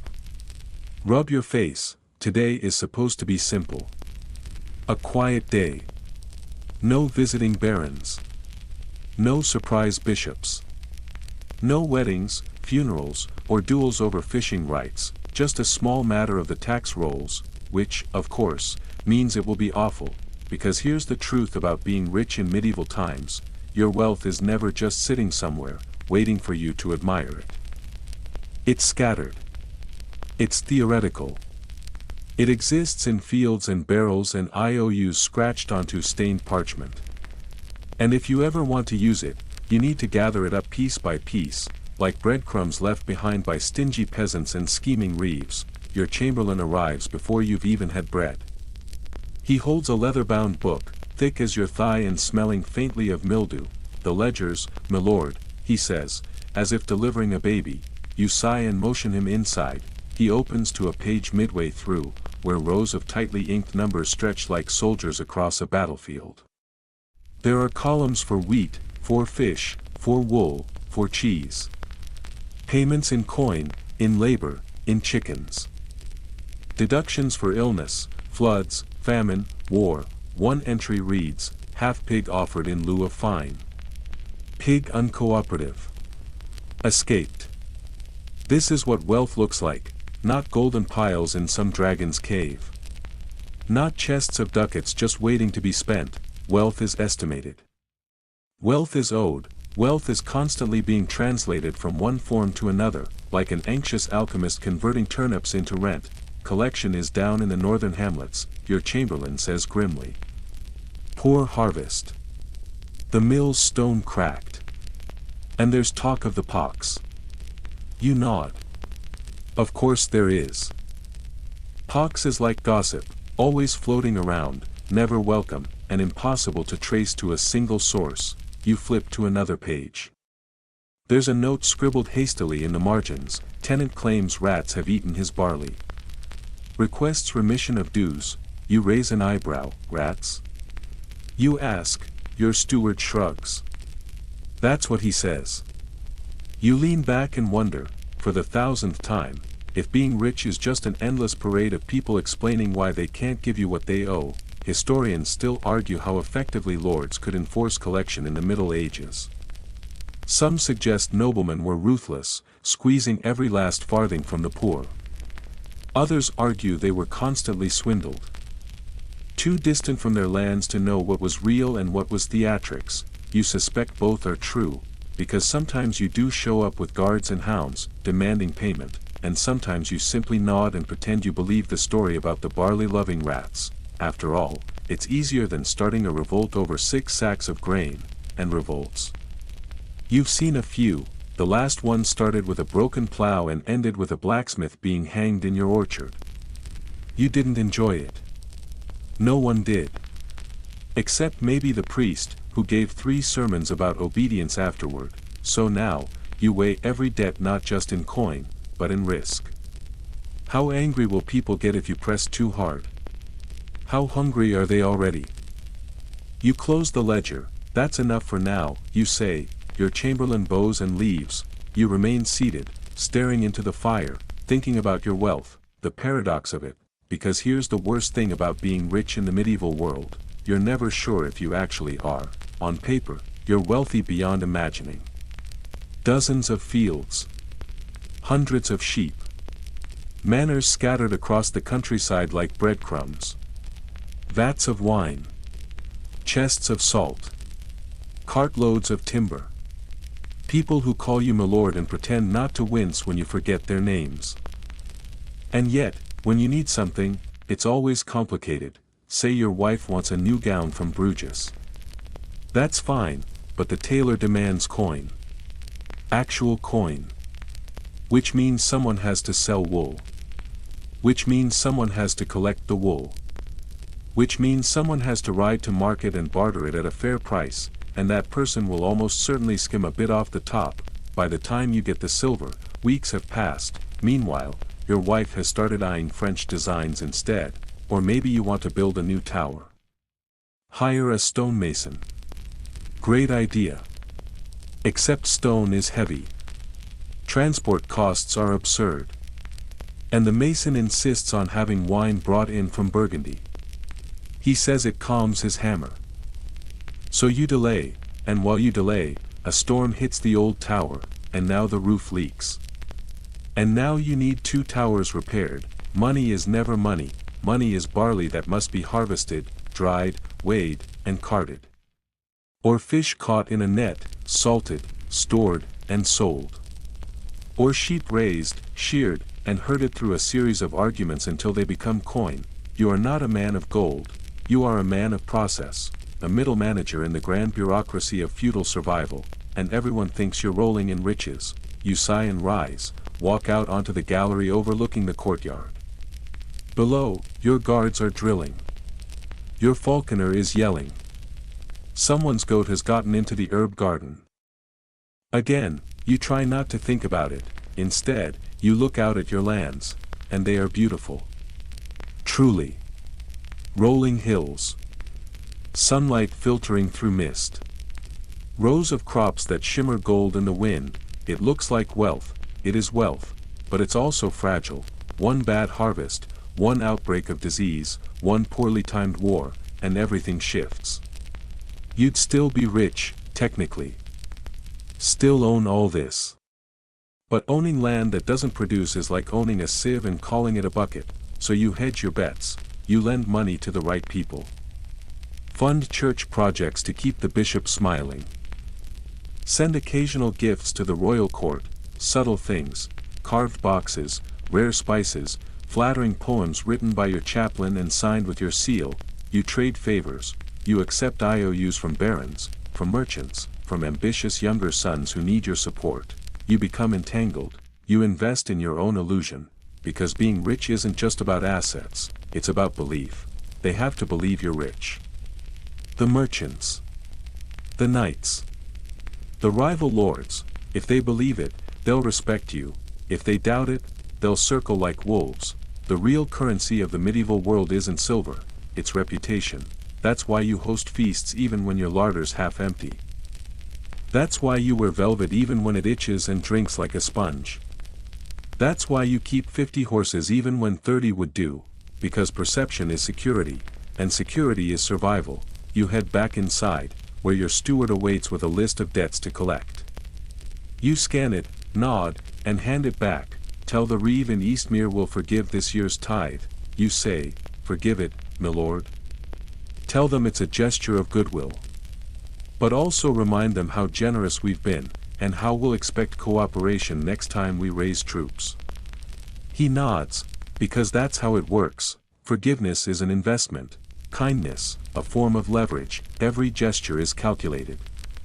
Every gift preloaded with expectation. You don't just own wealth, you use it, like a weapon, like a mask, like a door that only opens if you knock with the right number of pearls. Later that evening, you sit with your wife and listen to music. A lute, softly played. She hums along. The fire crackles, and for a brief moment, none of it matters. Not the ledgers, not the goats, not the perception, just warmth, and music, and the faint scent of wood smoke. You close your eyes and think, maybe this is what wealth is for, not the display, not the power, just the chance, however fleeting, to feel safe. You wake the next day to silence, not the peaceful kind, the suspicious kind. The kind of quiet that means something's wrong, or someone is hiding something, or both. The kind of quiet where servants tiptoe, dogs don't bark, and no one makes eye contact unless directly ordered to. You dress slower than usual, waiting for someone to admit what's gone wrong. It takes exactly 3 bites of your breakfast, lukewarm porridge, undersalted bread, and a boiled egg that somehow manages to be both under and overcooked, before your steward enters, clutching a parchment and an expression, a summons. He says, "You lower your spoon," from the king. Ah, that kind of day, because here's another fun truth about being rich in the medieval world, you're not just managing your chaos. You're constantly being dragged into someone else's, especially if that someone sits on a throne. The king's court is calling. You are required to appear within the fortnight. Bring your seal. Bring your sword. Bring your best tunic, and also the invisible weight of obligation that settles on your shoulders like a damp cloak. No one asks the rich to visit court. They command. And the only correct response is, yes, of course, how may I inconvenience myself for your benefit, your majesty? So you begin to prepare, which means packing, which means a caravan, because one does not simply ride to court alone, like a humble pilgrim on some charming self-help journey. You are a lord. A noble. A representation of your domain. If you arrive looking shabby, that reflects badly on everyone from your scribe to your sheep, so you bring trunks. And guards. And cooks. And hounds, for some reason. Always hounds. You bring extra boots in case of mud, extra candles in case of bad lighting, and extra patience for the politics that await you like an open pit. You try not to think about the last time. The court had been a disaster of competing egos, whispered insults, and one duel that started over a spilled goblet and ended with a banishment and a broken nose. Not yours, thankfully. This time, you promise yourself, you'll be quieter. More diplomatic. Less easily baited by smug barons from the west who always smell faintly of mint and treachery. Historians still debate whether noble attendance at court was a privilege or a punishment. Some argue it was a stage for prestige and influence. Others claim it was more like jury duty, mandatory, exhausting, and full of people you would rather avoid. You, personally, lean toward punishment. The road to court takes 4 days. On day 1, your falcon gets loose. On day 2, one of your pages gets caught stealing fruit at a tavern and you have to pay off the innkeeper and pretend to be amused. On day 3, your best destrier goes lame and your cook drops all the honey jars on a stone bridge. On day 4, you arrive with dust in your eyes and a toothache from grinding your molars every time someone says "My lord, we have a situation." The court is as you remember it, glittering and grimy, loud and silent, full of gold and secrets. You are announced with more titles than you remember possessing, and people nod as if they care. You nod back. You are shown to a chamber, nicer than yours at home, but somehow colder. The sheets smell like lavender and recent gossip. You are told the king will receive you in 2 days. 2 days of waiting and watching, because this is what court truly is, a theater. Every conversation is a play. Every compliment, a line from a script. Every nod, a calculation. Every silence, a trap. You smile more in 2 days than you have in a month. You discuss taxes with a man who once tried to marry your aunt. You play chess with a viscount who cheats when he drinks. You listen to a poet recite a 12-verse epic about a horse, and you pretend to be moved. At one point, a lady-in-waiting confides in you about a scandal involving the bishop's nephew and a missing relic. You nod wisely, promise discretion, and immediately forget all the names. When the king finally calls for you, you feel less like a nobleman and more like a contestant awaiting judgment. The meeting is brief. He wants money. Of course he does. It's for a campaign. Or a bridge. Or a bridge for a campaign. You're not entirely sure. You agree, because you must. You make suggestions, because you're expected to. You offer to send troops instead of coin. He smiles in that way that means, you will do both. You bow, leave, and return to your chamber where your steward is nervously counting expenses. Court is expensive, not just because of the bribes and gifts and outfits, but because of the damage it does to your affairs back home. You've been gone 4 days and already there are problems. A letter arrives from your reeve, wolves in the orchard. Bandits on the road. The priest has caught a fever, and someone broke into the cellar and drank 3 barrels of cider meant for the harvest festival. You sigh. Dictate replies. Swear softly into your wine. The truth is, your estate can't function without you. Not for long. You've built a machine that only works when you're constantly feeding it instructions and promises and the occasional threat, and while you're away, everyone gets nervous. The tenants delay. The servants grumble. The bailiff gets ideas. You're not here, so the moment you're allowed to leave court, you do. You don't wait for the final feast. You don't listen to one more song about heroic onions or tragic millers, you ride home like a man escaping a siege, and when you finally return, there is a strange silence in your hall, not the bad kind this time, the kind that means people are holding their breath. Your steward meets you at the door. There's a guest, he says. You raise an eyebrow. From the royal court. He shakes his head. From the abbey. He says. He's your cousin. You blink. You have many cousins. Most of them are harmless. A few are dangerous. A handful are dead. None, to your knowledge, have joined the clergy. You step inside, and there he is, wearing simple robes, carrying nothing but a walking stick and a smile that's just a little too wide. He bows. Cousin, he says. It's been years.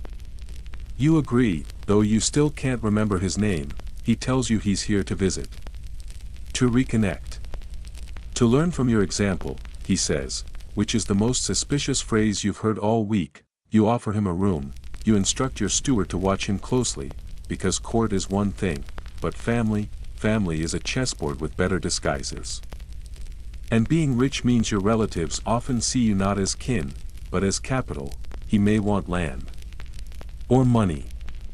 Or a marriage alliance. Or absolution for something you haven't heard about yet. You'll find out, eventually. In the meantime, you eat dinner together in the great hall, surrounded by candles and cold meat pies. He talks about theology. You pretend to listen, and once again, you feel the walls close in.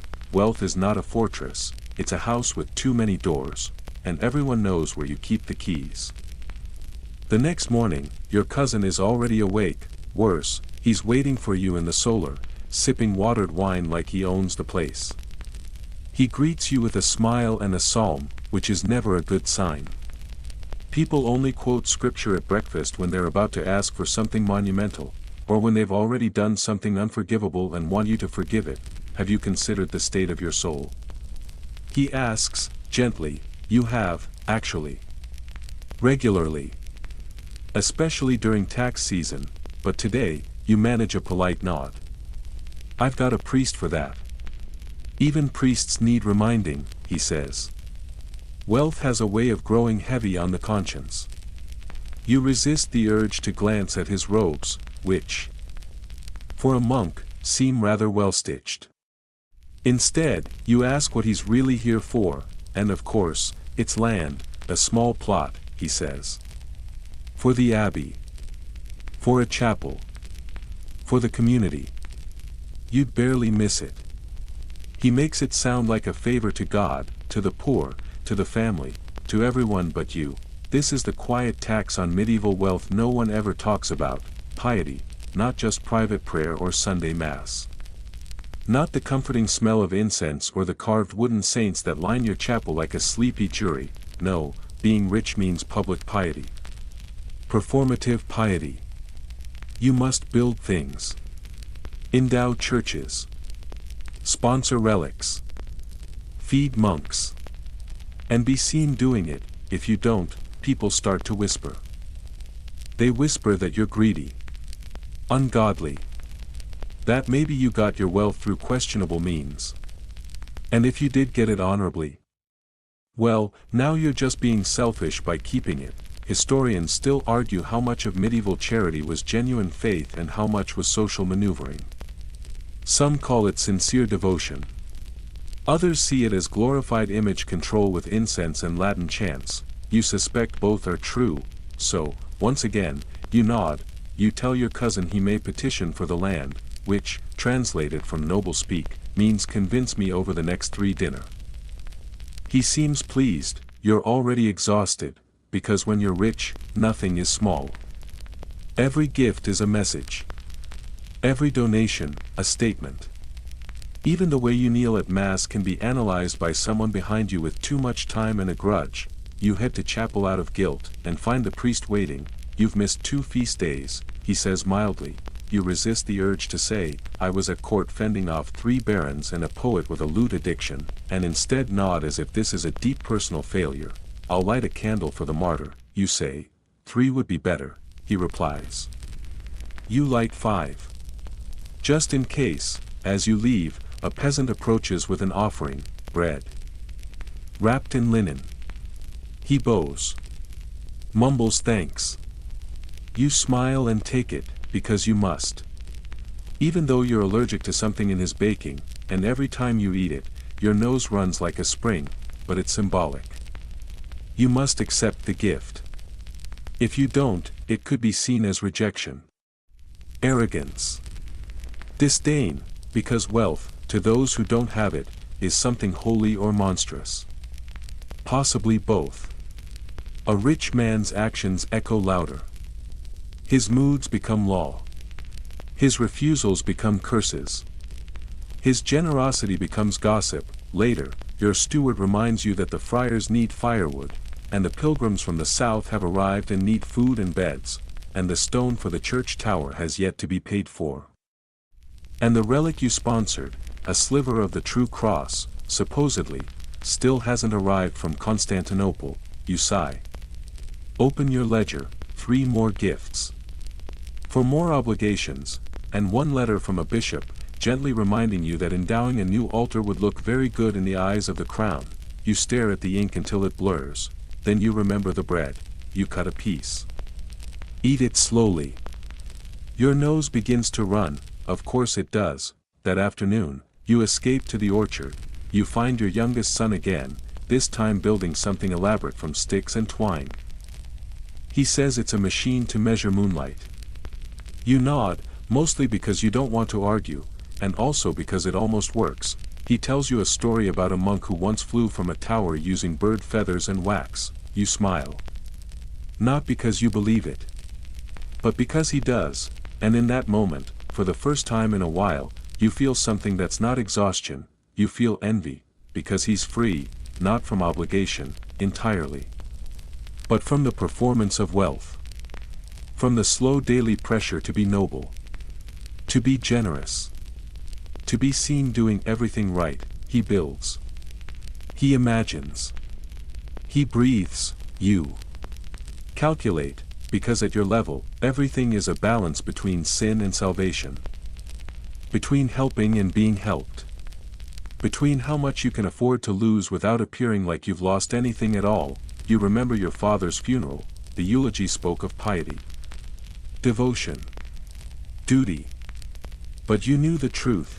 He died with more land than he could name, and less peace than a monk with a candle and a dry roof. He worried every day about the family name. About taxes. About alliances. About whether the silver chalice was polished enough for mass. You remember standing beside his coffin and wondering, will I be like him? Will my children? The answer, of course, is yes, because this system doesn't let you out. Not easily. Not kindly. Even the church, which preaches humility and detachment, demands gifts. Endowments. Riches funneled upward in exchange for the hope of a lighter afterlife. You've already paid for 3 prayers to be said on your behalf each day after your death. Your wife wants to sponsor an entire convent. You don't even like convents, but you sign the papers, because if you don't, someone will ask why. That evening, your cousin corners you again. The chapel land, he insists, would serve the poor. Shelter pilgrims. Ease your conscience. You almost admire his persistence, almost. Instead, you ask him what the abbey will offer in return. He blinks. Return? You smile, because even charity has its currency, the promise of prayers. A good word to the bishop. A discreet silence about that thing that happened 3 winters ago involving your nephew, a borrowed horse, and a broken statue. He nods, you nod, the deal is made, you've given away land. But bought stability, maybe. As you prepare for bed, your chaplain enters. He's been writing the family history again, adding a new section about your latest endowment. He asks how you'd like to be remembered. You pause. The question is oddly heavy. You know how it works. After you're gone, people will carve words into stone. Build stories around your decisions. Call you wise, or generous, or firm, or foolish, all depending on how many churches you funded and how many wars you avoided. You tell him, write that I listened. He raises an eyebrow. Listen to what? You don't answer, because you're not sure yourself, maybe to the people. Maybe to God. Maybe just to the slow, steady ticking of wealth shifting through time, demanding your attention like a spoiled dog. He leaves, you sit by the hearth, watching the flames. There's a cracked tile on the mantel. It's been there for years, you could replace it. Easily. You could send for the mason tomorrow, but you don't, because it's one of the few things in this house that feels real. Wealth can make things too smooth. Too polished. Too distant from life. Sometimes, you want the crack, you want the reminder that not everything must be perfect, that maybe, just maybe, your soul is still yours. Outside, the wind picks up. Not enough to rattle shutters or blow out candles, just enough to stir the ivy and make the walls creak the way old houses sometimes do when they remember things. You sit a little longer, the fire's glow warms your knees, but not your hands. The logs shift, collapsing in on themselves with a soft sigh. You could call for more. But you don't, you let the embers settle. It's strange, isn't it? You built your life around acquiring things, land, titles, respect, silk pillows embroidered with lions. You've hosted banquets so elaborate they required 3 days of fasting afterward just to recover. You've owned horses with names more poetic than some of your ancestors, and yet, when you think of peace, you imagine something less, fewer voices. Less ceremony. One room. One coat. A chair that fits your spine without creaking under the weight of expectation. It's not that you regret the life you've made. Not exactly, but you've come to understand that wealth isn't a place you reach, it's a terrain you have to keep crossing. Over and over, dodging pitfalls, watching the horizon, wondering what the next storm will cost you. You blink, realize your eyes are dry, the candle beside you has burned low. Its flame curls and flickers, just tall enough to cast a shadow of your face onto the wall. The nose is longer there. The eyes deeper. The mouth, more tired. You look like someone else, but no. That's still you, just an outline. You stand, finally, not because you're ready, but because tomorrow waits, and the burden doesn't lift itself. You murmur a quiet prayer, not to be richer, just to be rested, just for once. Your house wakes before you do. There's movement in the kitchen, wooden spoons clattering, kettles groaning over fires that were banked hours ago. In the courtyard, hooves echo as stable hands lead horses out for morning rubdowns. Your steward is already reading the day's messages, and one of the pages has tripped over the laundry line again. Judging by the shriek that follows, you lie in bed and watch the canopy overhead. For carved oak posts, curtains pulled tight against the early light. The fabric is thick, dyed with madder and saffron, lined with small figures stitched in gold thread, symbolic animals, bits of heraldry, a tree that looks suspiciously like it was copied from a monk's doodle. It's beautiful, it's expensive, it also traps the heat in summer and smells faintly of damp velvet in spring, but you can't change it. Not without someone asking why, and if you do change it, someone else will wonder what happened to the old one. Was it stolen? Ruined? Lost during a pilgrimage? Gifted to a lover, you once replaced a single curtain rod and ended up fielding gossip about your renovation debts for a month. That's the game, because in your world, every action has a subtext. Especially when you're wealthy. People are always watching. Not just for weakness, but for meaning. You rise, a servant helps you dress, layers upon layers, tunic over undershirt, hose tied just right. Belt angled for symmetry. You choose a ring. Not the garnet, that suggests mourning. Not the sapphire, that's for official court. Just the plain gold one, today. You're feeling moderately powerful but vaguely irritable. Downstairs, breakfast has been laid out, cheese, pears, fresh bread. The cheese is too soft. The pears too hard. The bread, actually, the bread's fine. For once, you eat in silence. A messenger arrives before you're done. He bows. Offers a sealed letter. It's from your cousin. The one at court. Not the cousin in the abbey, or the cousin who vanished in Portugal. The other one. The ambitious one. You break the seal with a small knife, read quickly, he's gotten himself appointed to some new council. Military? Financial? You're not sure. But he's dropping names and hinting heavily that our house should support his rise with a loan. Or a horse. Or 24 trained men at arms. You fold the letter carefully and set it aside, another tax, not one of coin, but of proximity.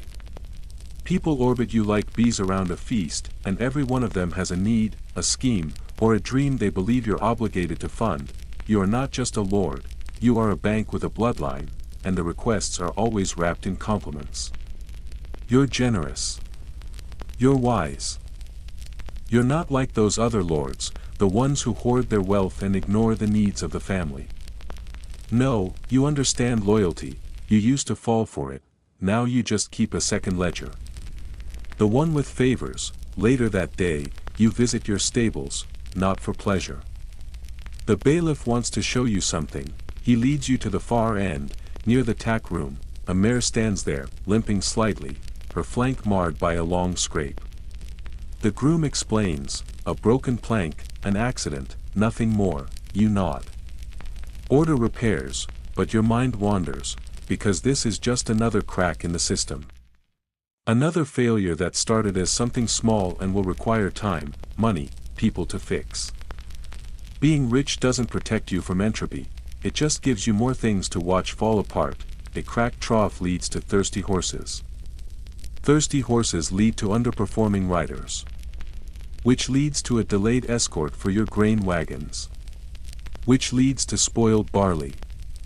Which means angry brewers. Which means lower tithes. Which means a stern letter from the bishop about your declining support for sacred festivals, the chain reaction of inconvenience, all from a broken board. This is what no one tells you, wealth scales your problems. Poor men worry about food. You worry about supply logistics. Peasants patch roofs. You oversee stonework renovations that require 3 guilds and a papal permit. Poor men owe debts, you owe allegiances. That evening, you walk your garden, it's large. Overgrown in places.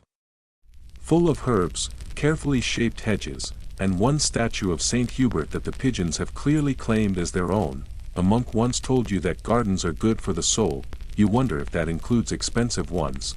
The air smells like mint and wet stone. Somewhere, a lute plays. Probably one of the pages, trying to impress the cook's daughter. You wander to the edge of the grounds, where the wall meets the woods. And you realize, it's been years since you left your estate on foot. You ride. You travel. But always with purpose, with escort, with destination. You can't just go somewhere, not without a reason. Not without servants. Not without someone logging the event in a journal for posterity and future family record. You look at the trees, and for just a moment, you envy the bandits, the ones who live in the woods, who own nothing, who sleep on moss and eat squirrels and answer to no one. Of course, they die young, but not from stress. Back at the manor, your wife greets you in the hall. She's been overseeing the new tapestry. The one depicting your grandfather's war. It's enormous, 6 yards wide. Colors too bright, every face improbably handsome. She asks what you think. You pause. The horses look like deer. The enemies are suspiciously generic. Your grandfather has the jawline of a Greek statue. You say, it's splendid. She beams, because it is. As far as appearances go, and appearances are what matter, your household must be impressive, your guests must be dazzled, your rivals must be intimidated, your ancestors must be honored, and you must smile and agree, even when it's all absurd. You once hosted a wedding for a distant niece. Spent 2 months preparing. Built a temporary pavilion that collapsed in the rain. Roasted an ox that turned out to be diseased. The minstrel got drunk and insulted the bride's father. You called it a success, because it had to be. After supper, you meet with your treasurer. He's an older man. Wears too many rings. Smells faintly of vinegar and ink. He goes over the week's expenses: charcoal, salt, candle wax, iron nails, parchment, wine, wool, oil. He pauses. The musicians, he says. You look up, they've sent word. They want a raise. You blink. They want what? A raise. Or they'll take their instruments elsewhere. The piper says he's been offered a position at the Count of Lendel's court. You sit back. You mean the piper with the boil on his lip? The treasurer nods. You sigh, and approve the raise, because you know how it works. If the piper leaves, the harpist goes too. Then the cook gets insulted. Then the steward has to find replacements. Then you get a reputation for being stingy, and you cannot afford that, ever, not even with pipers. You retire late, the hall is dark, servants whisper. Dogs curl by the fire. A cat watches you from atop a beam, blinking like it knows something you don't. You climb the stairs slowly, each step creaks, your candle flickers, and you think, for the 1000th time, what would it be like to stop entertaining? Stop maintaining. Stop performing. Stop being wealthy in a way that must always be visible, but you can't, because you know what happens to rich men who vanish. They don't become legends, they become cautionary tales. In your chambers, your chaplain has left another draft of your eulogy. He updates it monthly, just in case. You skim it. Still too much Latin. You add a note. Fewer mentions of noble obligation. More about my dogs. You extinguish the candle, lie down, and listen to the quiet house. The ticking hearth. The faint rustle of tapestries moving with the wind. You are surrounded by treasure, by art, by silk, by servants trained to open doors before you even reach them. And yet, tonight, you miss the woods, not because they're peaceful, but because nothing there expects anything from you. You close your eyes, and imagine a bed without a canopy. You wake with a headache. It's not the dramatic kind, the kind that rings like a church bell and demands herbs and bed rest. No. It's the quiet kind. A weight behind the eyes. The sort of ache that feels less like illness and more like consequence. The air in your chamber is cold. Someone opened the window, probably to let the fire smoke out. Now the wind has crept in and curled around your feet like a disapproving ant. You sit up slowly. It's the last day of the month. Which means reckoning. Once again, it's time to take stock of all the things you own, owe, manage, tolerate, regret, and pretend to understand. Once again, it's time to walk the long, spiraling path of medieval wealth, a path made of coins, mud, expectations, and horses that cost more than small villages. Today is the audit, not the royal kind, thankfully. But your own, because you are the only one who truly knows how fragile your life is beneath the gloss of wealth. How many trades depend on favors? How many walls are one frost away from crumbling? How many of your tenants are holding their breath, hoping next season brings anything but plague or drought? So you begin, as always, with the lists. Your chamberlain arrives, holding a scroll so long it must be unrolled in stages. He reads aloud as you sip something hot and bitter that once claimed to be tea, for new calves born. 1 did not survive. 7 pigs sold. 1 cart lost crossing the ford. The flax crop is in. Rains delayed the last of the barley. The mill will crack again. You nod at each item, like a bishop counting sins at confession. The coopers demand more pay. The alewife's husband has died, so she wants exemption from her duties until Candlemas. The blacksmith's apprentice broke a thumb and requests compensation.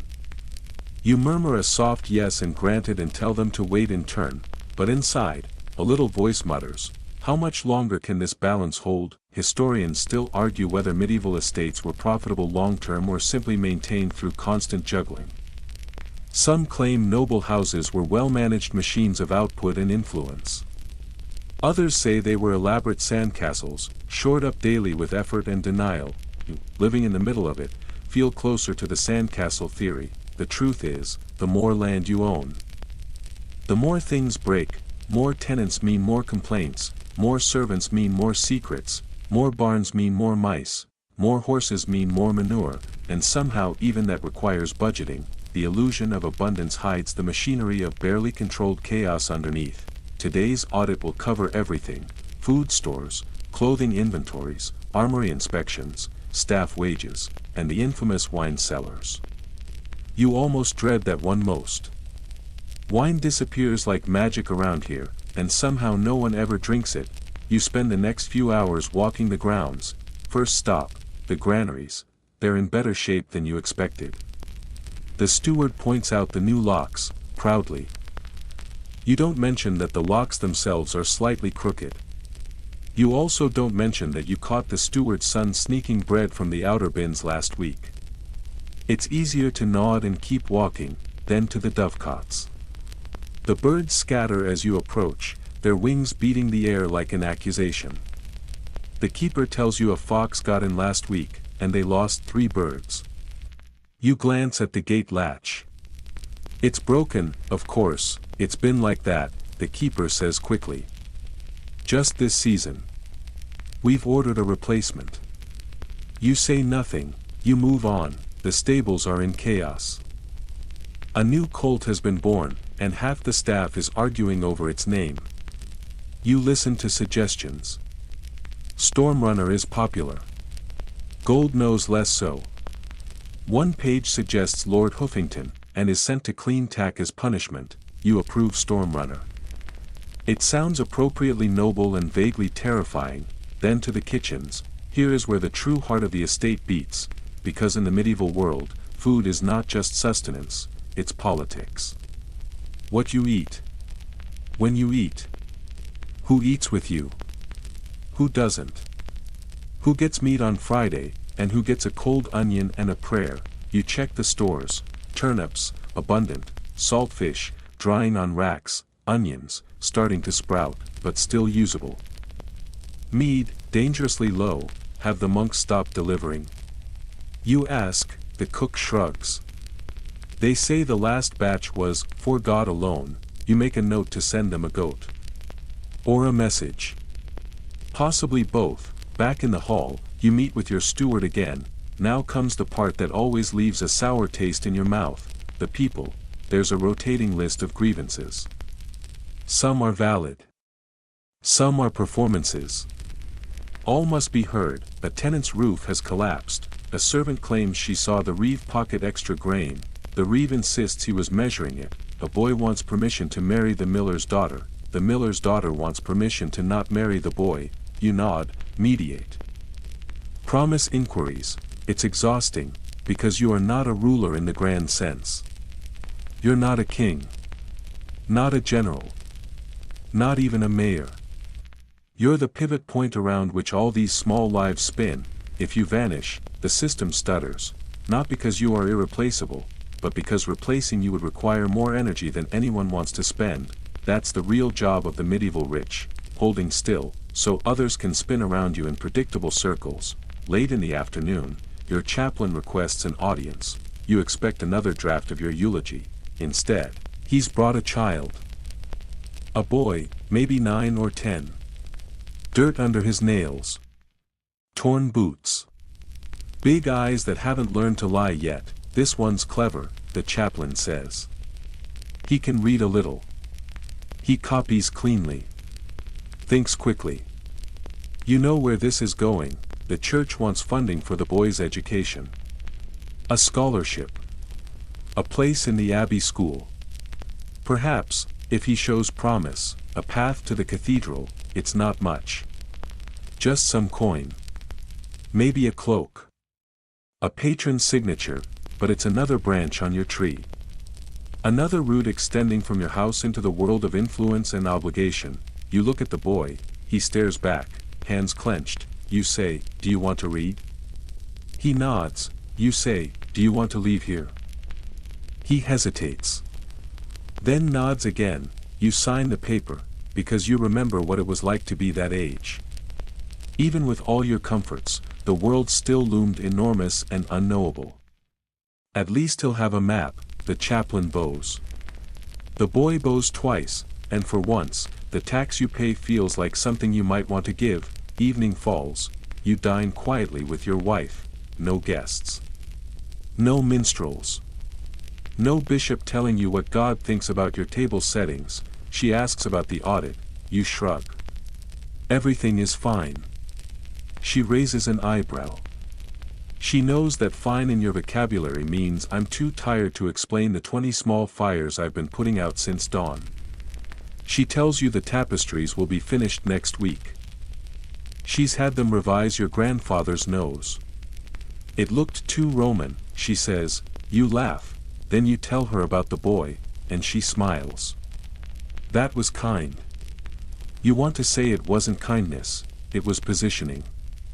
It was just another thread on the loom of power, but you don't, because maybe, just maybe, it was kind, and maybe that's enough. Later, as the house dims and servants retreat into their own corners, you sit once more in your chamber, the candle burns low, the wind scratches gently at the shutters.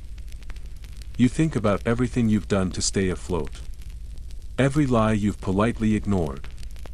Every coin spent just to keep people thinking you have more coins. Every performance, every feast, every quiet deal made in the margins of letters. Being rich in the medieval world isn't about having. It's about managing fear, managing perception, managing the endless, slow unraveling of things that rot, rust, fade, or betray. You wonder how long the balance will hold, how long before another storm hits, how long before your cousin writes again. Before the king raises another tax. Before a peasant revolt. A failed harvest. A rebellion by a distant nephew with bad ideas and worse handwriting.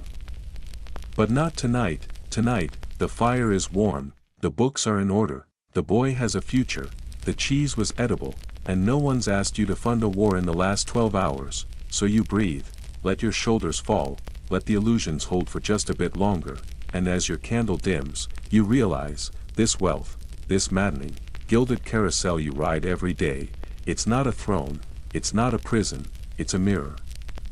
And the hardest part is remembering that, when you look into it, you're still there, behind the velvet. Behind the land. Behind the coin and the Latin prayers, still you, tired. Thoughtful. Imperfect, but you, and that, maybe, is the only real wealth that's ever been worth anything. The house is quiet now, the fires have been banked. The candles snuffed.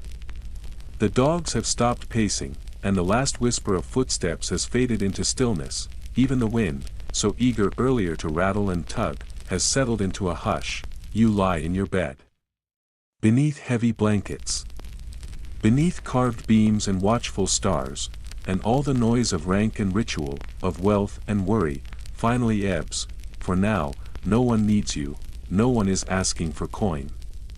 Or judgment. Or permission to marry. Or 5 barrels of oats before the market closes, you are still. And in that stillness, there is something rare, something close to peace. Let your thoughts drift, as if down a river lined with torches, each one fading softly behind you. Let go of the contracts. The ledgers. The gossip and the cracked dovecot latch, they'll still be there tomorrow, but tonight, you are nothing more than a soul at rest, a quiet figure wrapped in silence, floating somewhere between the past and the promise of another sunrise. And whether you dream of forests, or horses, or a world with just a little less parchment, know that you've done enough for today. Close your eyes, sleep well.